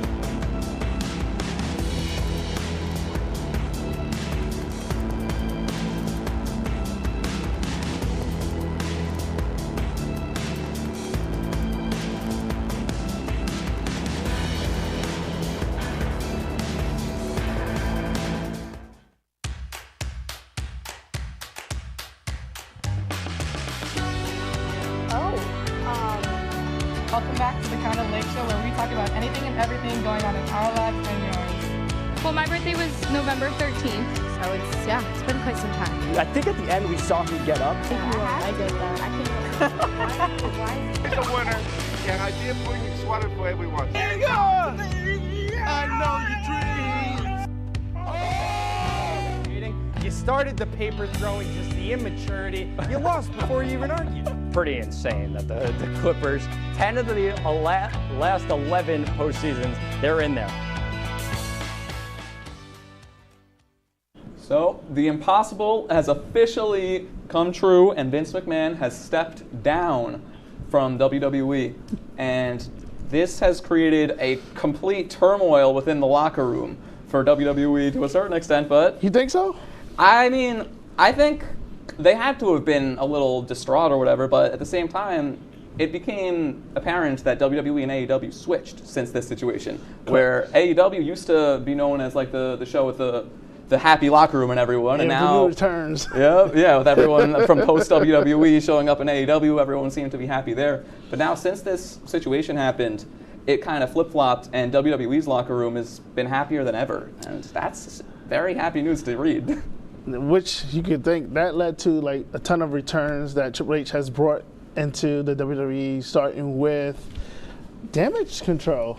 What do you think about that? Well, Damage Control is an amazing group that has gotten some definite good TV time with Bayley, Io Sky, Dakota Kai, but I do like where they're headed. I like the idea of Bayley kind of re-establishing herself as one of the top faces, or top heels. Faces, of course, a different term, but like one of the top women's wrestlers in the company. And she's definitely someone that I think is one of the best wrestlers within the Four Horsewomen. Yeah. Just from an in-ring standpoint, she's always extremely entertaining with all of her mic skills and everything. And yeah, besides her, there's also Hit Row that returned as well. And then you got Dexter Lumis. Yeah, we got Dexter Lumis. We got Johnny Gargano. You got Candice Ray. Karrion Kross. Braun Strowman. The Club. And who can forget Bray Wyatt? That's right. Yep. All of these returns have just gotten everyone in wrestling so excited for everything. How do you think about Bray Wyatt and the Wyatt 6 that he's been hinting out on social media that he brought back on the last WWE Premium Live event, Extreme Rules? Yeah, It happened in Philadelphia. Yeah, this new faction that could potentially be debuting with this new Wyatt 6 is going to be the best thing in wrestling. I can almost guarantee you that. This new demon mask that Bray Wyatt's got going, I think, is more creepy than ever potentially in terms of like his old masks and whatnot. Yeah. And this new character, his promo on SmackDown, just to originally show up and then just talk about his legit struggles ever since he got fired. He was really doubting himself, and with the passing of his former stablemate Luke Harper, Brody Lee, it was a very emotional segment, and yet he was able to turn that into an actual storyline right after that, with the demon interrupting him and then potentially having a feud with himself. So yeah. So what do you think is your favorite Wyatt out of all the Wyatts that came out from Husky Harris to the Fiend? Well, I mean, the Fiend was great and all, but as we were talking about a little bit, the Fiend has kind of always ruined a lot of the characters that he ended up feuding with, like except for Randy Orton. Randy Orton killed them. Well, yeah, Randy Orton ended him, and that was it after that. But besides Randy, and I guess Goldberg, Goldberg just beat him, but he kind of ruined Seth Rollins' character. The Beast Slayer. Oh yeah, the King Slayer. Strowman, and then he was at all the Slayers except for the Fiend Slayer. He could not get that one last man. But yeah, this whole Wyatt 6 storyline could be very interesting. I don't know where they're going to grab these new wrestlers from. If they're going to put the guys like Huskus the Pig, Mercy the Buzzard, Ramblin' Rabbit, we're going to give them actual characters. That's going to be something that I'm very excited to see. I don't know how they're going to do it. But yeah, there was also news recently that there was a trademark that was established by WWE, Uncle Harper. How do you feel about that? I know it's a little sensitive topic. But yeah, they just recently... Uncle Harper. Is that Luke Harper? Yeah, it's probably a reference to Luke Harper, a man that passed away for WWE. I feel like, for me, I don't like the idea that much. Like, I feel like that's something that they did not need to do. Do you think he'd be talking from the heaven or the hells? Oof, I would hope the heavens. Luke Harper, everyone has always said nothing but positive things about him. Correct, exactly. Yeah, like, he is one of the most beloved people ever in the industry, and facts. Just his whole storyline is so inspirational that he was able to go into AEW and at least have a little bit of his run with the Dark Order. He won the title, right? Did he won the TNT title? He squashed Cody in like less than a minute. Cody Rhodes? Yep. The American Dream. Yep. Not the American Dream, the American Nightmare. Yep. Correct. Yeah, he was actually given that run, and like they gave him a very big win against Cody Rhodes, who of course is one of the major stars in WWE now. So like, I like the idea for Uncle Harper to a certain extent, because like you can't forget about the past. Correct. So like you want to acknowledge it a little bit, but at the same time it's so on the nose that it's distasteful in my opinion. I just don't think that they need to be directly talking about it like that, where they have so many other things that they could do, like spooky things that Bray Wyatt could come up with, either new ideas or taking from some of his old ideas as well, that like there's just no reason for him to be taking or like using the name of Luke Harper. Yeah. How do you feel about Lesnar like leaving and coming back during when Vince was relieved of his duties? Well, yeah. Originally, are you talking about like when Brock Lesnar walked out at SummerSlam? No. Or like now he's back? He walked out the day that Vince was relieved of his duties. He walked out and then came that's out. what I meant. Yeah. So he. It makes sense because Brock Lesnar is a Vince McMahon guy through and through. So when he heard Vince is gone, and he's just like, I'm going to take my ball and go home too. But he's one of the best wrestlers, and he's such a big draw that he can't do that. That's such an unprofessional move, in my opinion, at least. Like, it sucks that there's new creative control, but like, how is Triple H not going to give Brock Lesnar his due diligence from a booking standpoint? I think Triple H is one of the most trustworthy guys, and I'm sure he would protect the character of Brock Lesnar. Of course, and he has, because since then Brock Lesnar returned even though he lost, and what I might add is one of the best matches I think of the Roman Brock saga. They had a 4.5-star match at SummerSlam, and he even used a tractor trailer to lift up the ring. Like who does that? Insane. But we can talk about this match all we want, but unfortunately we gotta throw it to break at the moment. But we'll be right back and talking about the AEW media scrum. So don't go anywhere.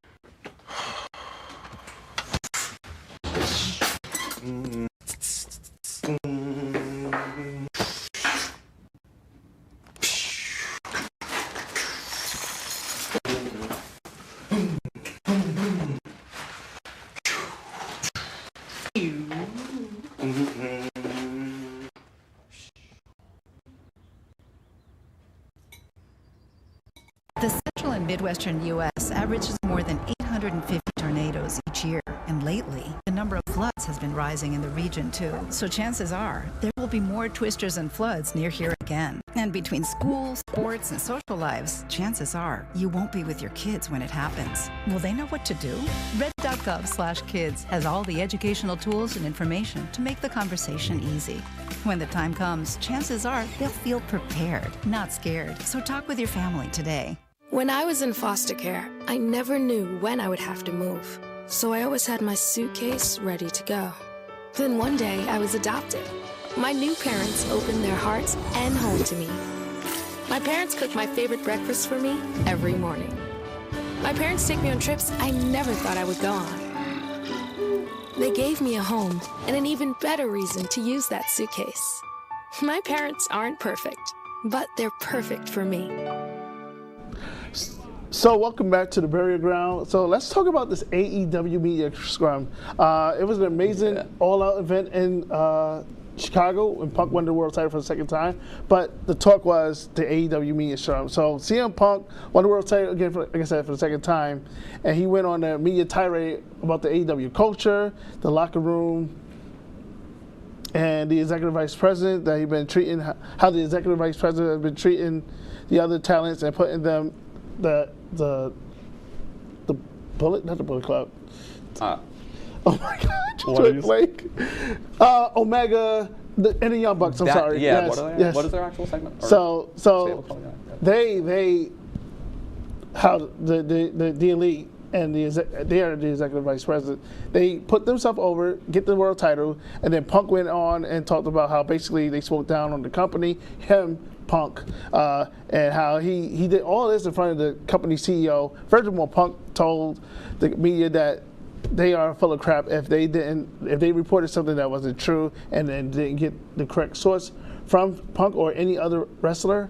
So his most important words that he said during that media quote was that he is tired, he is old, and he works with a bunch of children. This media scrum was bad for the AEW and the culture for AEW, and also the aftermath, which led to Tony Khan stripping CM Punk as the world champion, stripping the Elite as the trios tag titles, and also just putting new titles out and having a tournament at Grand Slam, which happened in like mid-September in New York City. So what do you think about that? Yeah, it's just one of the most wild situations that we've ever had to witness as a wrestling fan. Just the entire original storylines of, it was originally said that the Young Bucks kicked down the locker room door of CM Punk, and then they sort of had a fight where like there was punches thrown, there was someone getting bit. Yeah, they said HCL bits one of the Young Bucks. Yeah, like it was incredible, just the amount of childishness and whatever. Like it's truly,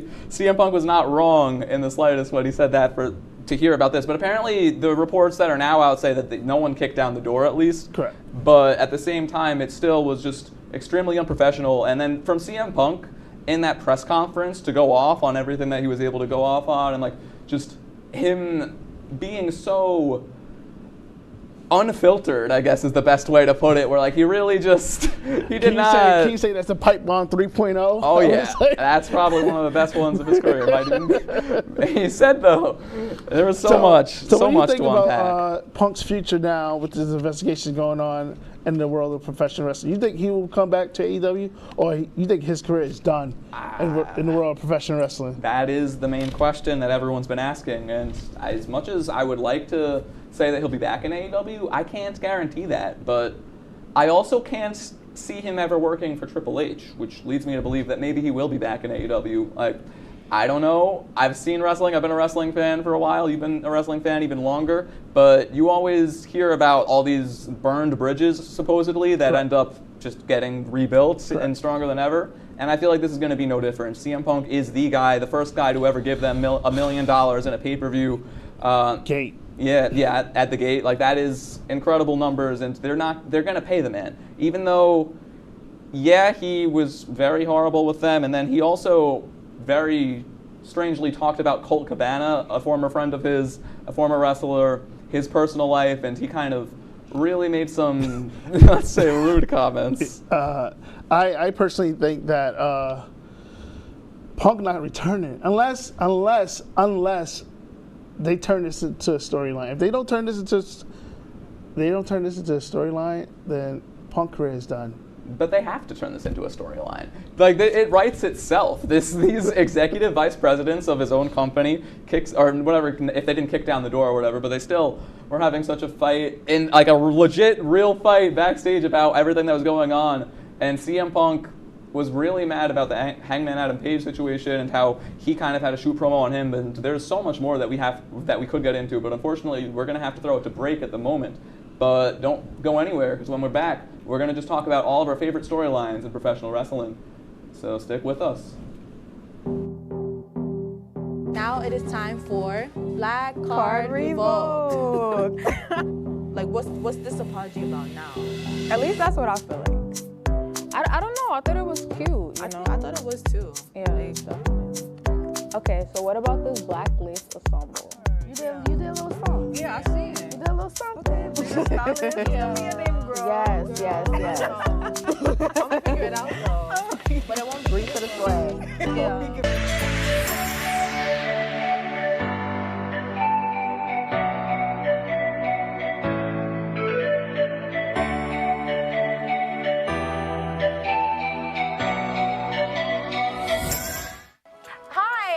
Megan. And I'm Donna. And this is the Sunset Show. Grab your low-rise jeans because we're taking it back to the 2000s. Let's go, girls.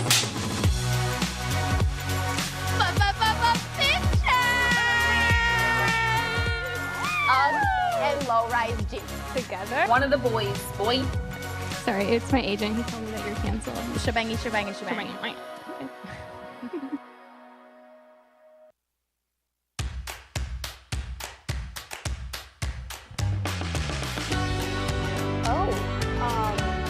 Welcome back to the Kind of Lake Show, where we talk about anything and everything going on in our lives and yours. Well, my birthday was November 13th, so it's been quite some time. I think at the end we saw him get up. I get that. It's a winner, and I did bring you sweater for everyone. There you go! I know your dreams. You started the paper throwing, just the immaturity. You lost before you even argued. Pretty insane that the Clippers, 10 of the last 11 postseasons, they're in there. Welcome back, and while normally now would be the time for the burial of the week, this semester we're deciding to do things a little differently and shy away from that to be more positive. Of course. Yeah. So that's right. And speaking of positivity, what are some of your favorite moments in wrestling since the last show? Well, there's just been too many moments and feuds to choose from, but I think personally, I got to start out with Judgment Day, because originally, the last time we were here, that was a faction created by Edge. Correct. And it was just Edge, Damian Priest, and Rhea Ripley. Correct. Yep. And then, since then, we've had Finn Balor get recruited. Finn Balor eventually joining after a lot of... he wasn't trying to join, and then he ended up joining. And then eventually, not only that, but as soon as he joined, he got everyone to turn on Edge. And it makes a lot of sense. I loved that because going back to Edge's history, he was the most untrustworthy guy in potentially ever. And so it makes sense why these guys, these rookies, would not want to stay around in a group with him. But since then, not only that, but they started to target Edge, they started to target the Mysterios, and they got Dominic Mysterio to turn on his own papa. And that right there is just beautiful storyline. That just led Dominic to force Ray to go to SmackDown. That's right. He couldn't stick and then around. when he goes to SmackDown, he's about to quit. Yeah, almost. And then Paul Levesque, a.k.a. Triple H, was like, yo, let's talk. Let's get 5 minutes. Then come back out the locker room with an Intercontinental title shot opportunity. He wins the match. And then I guess next week he's going to face Gunther, which I think Dominic Mysterio is going to come in and interfere. Oh yeah, you already know. You already know. Yeah. Well, there's no way Ray is going to just win the IC title from Gunther. Gunther had one of the best runs in all of the summer in his feud with Sheamus, getting a 5-star match. Of course, that match was the best. Talk about it. I know you loved it. It was at the event that was out of the America. Of course, what was it actually called again? I don't know. It was in Cardiff. Cardiff. Yeah. That match was amazing. Like, you talk about a professional wrestling match, like throwback, like the '90s, like Brett and Shawn, or like Diesel and Brett, like one of those matches, or even Brett and Bob Backlund, like from the Survivor Series '94. It was a hard-hitting match. Thank God Meltzer gave it 5 stars. Deserved even more. It should have been even more, but people celebrate that match. I celebrate that match and revitalize Sheamus' wrestling career, especially with him and the Brawling Brutes. Yeah, I love this new Sheamus with his new faction in the Brawling Brutes. I think it's one of the best things that Sheamus has done in his entire career. And this is a former multiple-time world champion, United States champion. He's won everything but the Intercontinental title. Hall of Famer, future Hall of Famer, surefire. He had the ring, the Money in the Bank win. Or no, he didn't. No, he did win Money in the Bank. Royal Rumble, on Roman. On Roman. Yep. Survivor Series. Yep. After Triple H did everything and did all the work for him. Paul Levesque always has his hands in for best for business. And I think it makes a lot of sense, actually, when Triple H took over, that Sheamus got such a new push and like a new spotlight shown on him, because I know ever since Sheamus was hired, like he had one of his first matches at WrestleMania, if not his first match, I think, was against Triple H. Yes. And Triple H was the guy that hired him. I remember playing like the WWE video games, and like the commentary would say stories on like, oh, Triple H and Sheamus are like this together, like they're the best of friends. So yeah, it makes a lot of sense why Sheamus is getting such a big push, and he is one of the toughest, one of the greatest wrestlers out there, and he makes everything just feel so legit. You could just feel how much he loves everything that he does in that ring.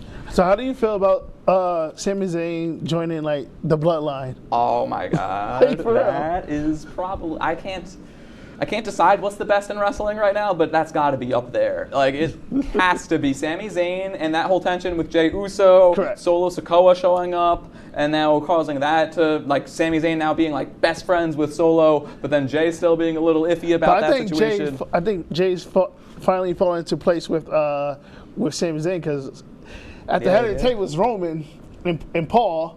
And then it's Sammy. Yeah, Sammy is the Sammy number making 2. decisions. Roman's with it. It is what it is. So I think with Jey Uso falling in his place as the third, not the right hand man again, because it's now Sammy. Especially look at what happened last Monday, or not even last Monday, Friday. Yeah, I think on Monday Jey did help him win. Yeah. Well, was it Friday? I thought that was on Raw. Definitely, I'm pretty. Whatever it may be, Jey. No, Jey he lost against Styles, but he had a match against somebody on SmackDown and won. All right. Whatever it may be. But yeah, either way, I love the whole storyline right now with Sami Zayn. I think long-term storytelling is something that Vince kind of just threw out the window a few decades ago or whatever, like a few years ago at least.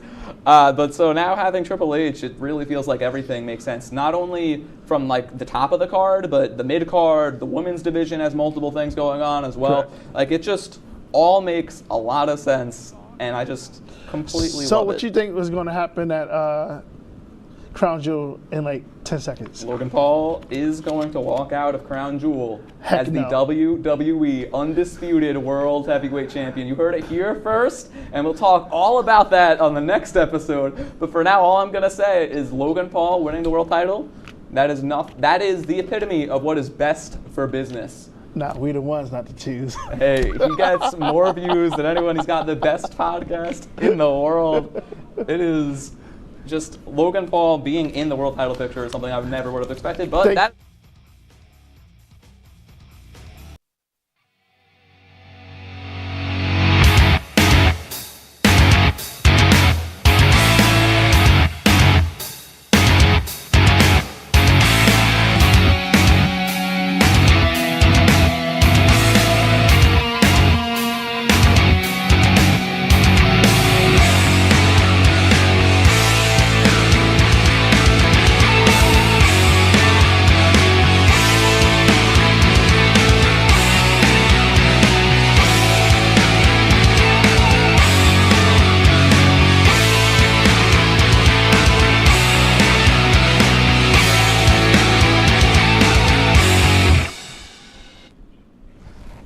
Hey yo. Welcome to The Burial Ground, the most must-see talk show in all of sports entertainment. And Clyde, man, do we have a fantastic show tonight.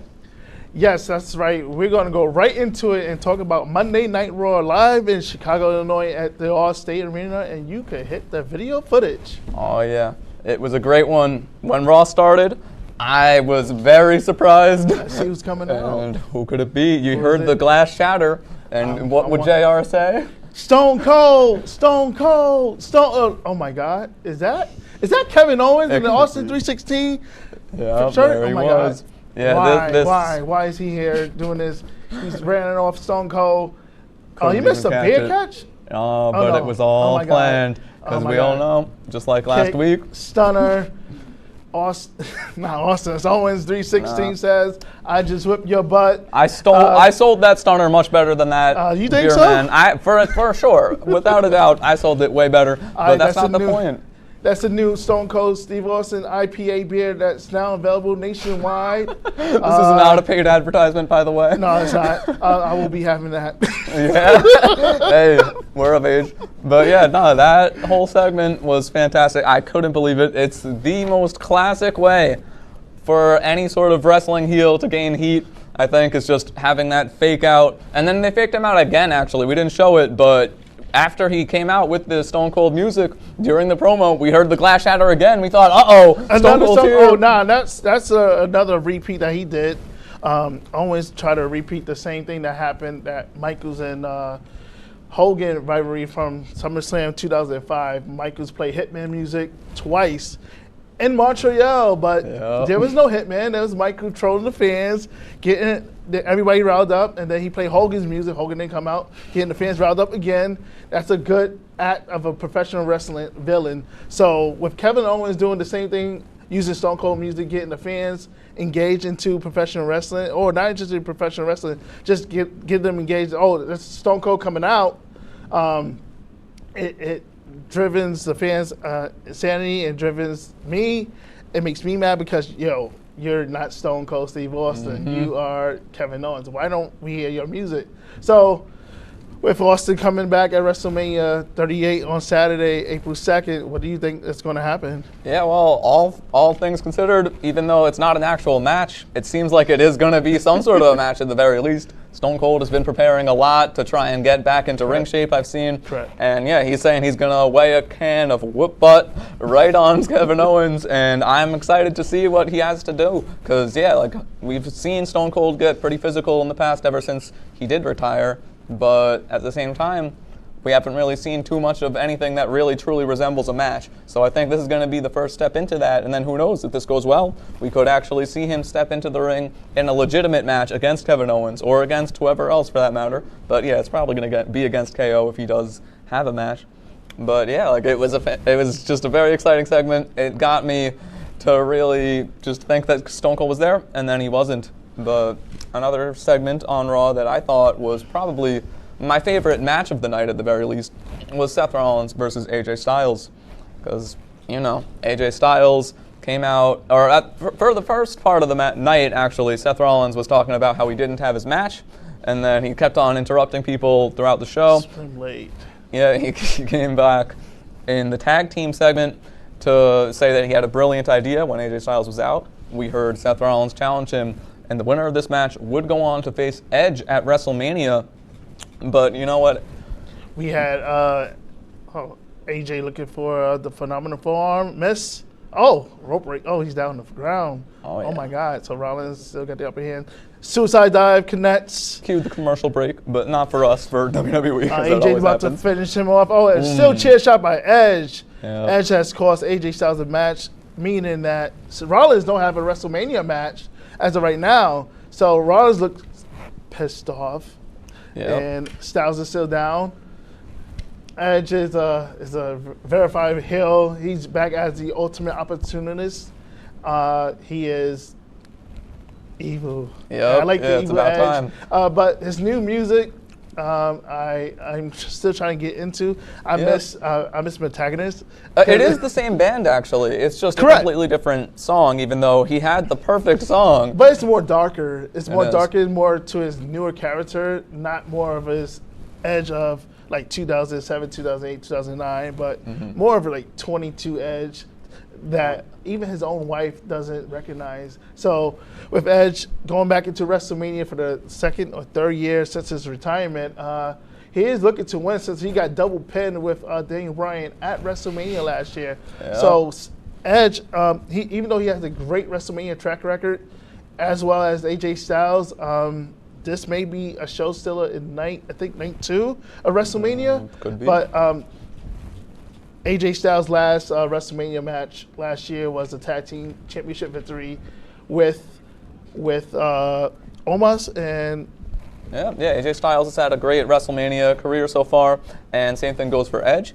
And this is going to be one of the best matches on the entire show, for that matter, both nights. I think this match has the potential to steal the show, like you said. Yes. I think this is the match that I'm actually most looking forward to, just because we've never seen this match before.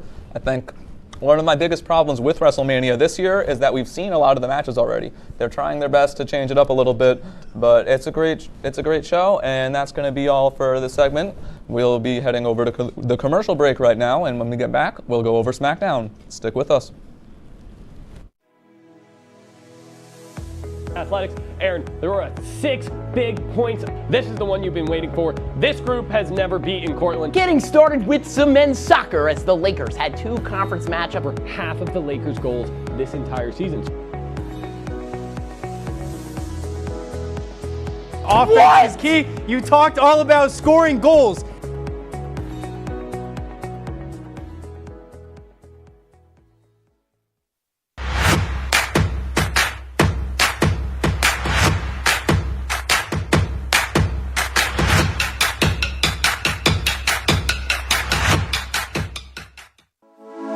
Good evening and welcome to WTOP 10 Nightly News. For the governor race with a strong lead, former Governor Andrew Cuomo is... Barlow announced the completion of a large building mural in downtown Oswego. The renovations on the Hewitt Union building, turning it into the new Hewitt Hall. And as we move into tomorrow, that rain is going to be in our area. Moving to the Diamond now, as Sweet Caroline got a lot sweeter last night.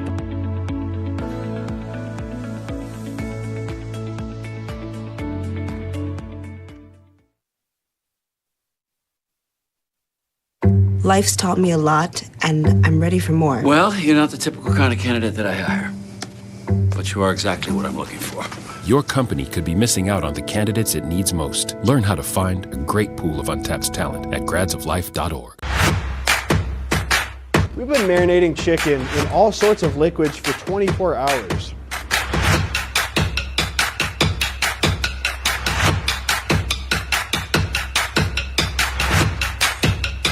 These are vitamins and minerals and things that you need, nutrients.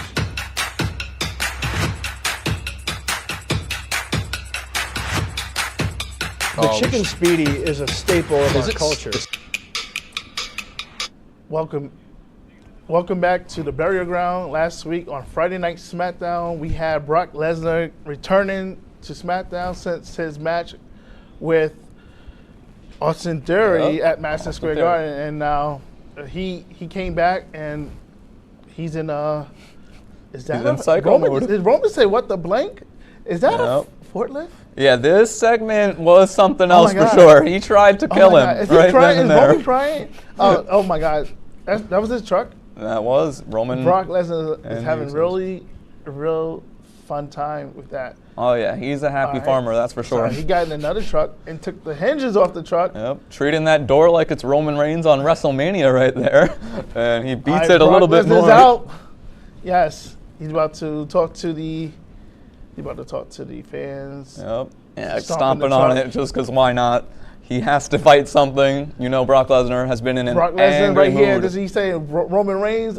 I want your blood. He does. And at WrestleMania, it's all mine. Yeah, well, we saw Lesnar get embarrassed at the Garden in that entire event when Roman Reigns kind of beat him senseless. Oh, at the house show, at the Austin Theory match, correct. Yep. Yeah, so Brock Lesnar was not in a good mood, and you could see it there. He just went straight for Roman Reigns' life. And the Usos, for that matter. Roman Reigns' cousins were with him, the tag team champions. And yeah, that was insane to watch. Like, this is completely new.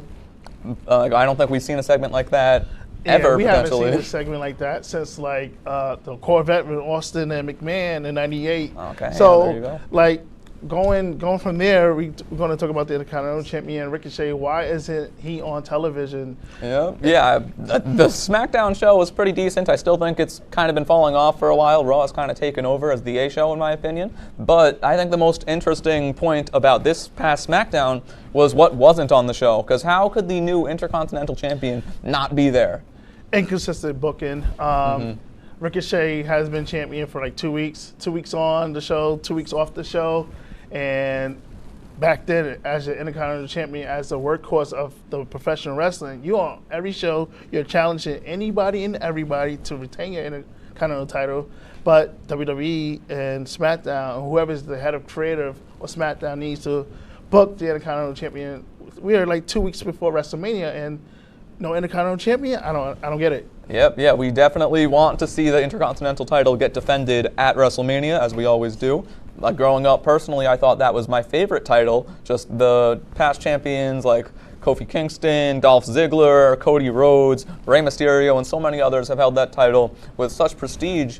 And it's a shame to see how it's getting booked recently. Shinsuke Nakamura barely defended it before he lost it to Sami Zayn. Then Sami Zayn just instantly lost it to Ricochet. And now Ricochet is just not even on the show. It's nothing against him. I truly think he is one of the most talented wrestlers on the entire roster. From an in-ring perspective, just some of the things that Ricochet is able to pull off are just, like, no one can do it like him. I tend to agree. As well as, let's talk about Pat McAfee. He apologized to Austin Theory, but he got Austin Theory tend to still get the upper hand against Pat McAfee. In regards to the WWE SmackDown titles, we got the Usos going to defend the SmackDown title against Nick Nakamura. Nakamura and Rick Boogs. So that is cool. And as well as we have, what else we have? We have Sami Zayn in Knoxville. Oh yeah. As of right now, Sami Zayn telephone number was all over public social media. I even called, he didn't answer. No way, really? For real, yes. His number was ringing and he didn't answer. Did he have a voicemail? No voicemail. Wow, not even a voicemail. That's a shame. So SmackDown also had... Well, I do just want to make a quick comment on Johnny Knoxville, just because, I mean, I've never personally watched too much of Jackass. I've seen it here and there. I'm not sure if I should have said that word, but it is what it is. That is the entire program. But anyways, I don't really know much about him, but I do know that he seems to be willing to do anything, and we are getting an anything goes match with Sami Zayn and Johnny Knoxville. So I'm very interested to see what they're going to do. Even though I don't even know who he is, I still think we're going to see some wild stunts, because that's what he's known for. You just said that he's from Knoxville, right? Is he? Not Knoxville, from Jack, right? That's my So name. you do kind of know where he's from. All right, well, I meant just, all right, besides the point, I don't know what I did there. But yeah, I'm just... don't really know much about his past is what I'm trying to say, even though like I've heard of it. I just still think that Johnny Knoxville has a decent amount to show in pro wrestling. He seems like he's into it. He's been around here and there since the Royal Rumble, of course, when he was in the Royal Rumble. And do you think he will live up to Bad Bunny's WrestleMania performance? You know, I don't know if anyone will be able to live up to Bad Bunny's performance. When Bad Bunny was in the ring, that blew my, like, I could not believe Bad Bunny was able to pull off a Panama Sunrise and just everything else that he was able to do. Bad Bunny truly worked his butt off to get to where he was in the business. So as we go to commercial break, we will be talking about AEW, and there's supposed to be a new champion. Yep, We'll find out when we come brutal back match. on the Burial Ground.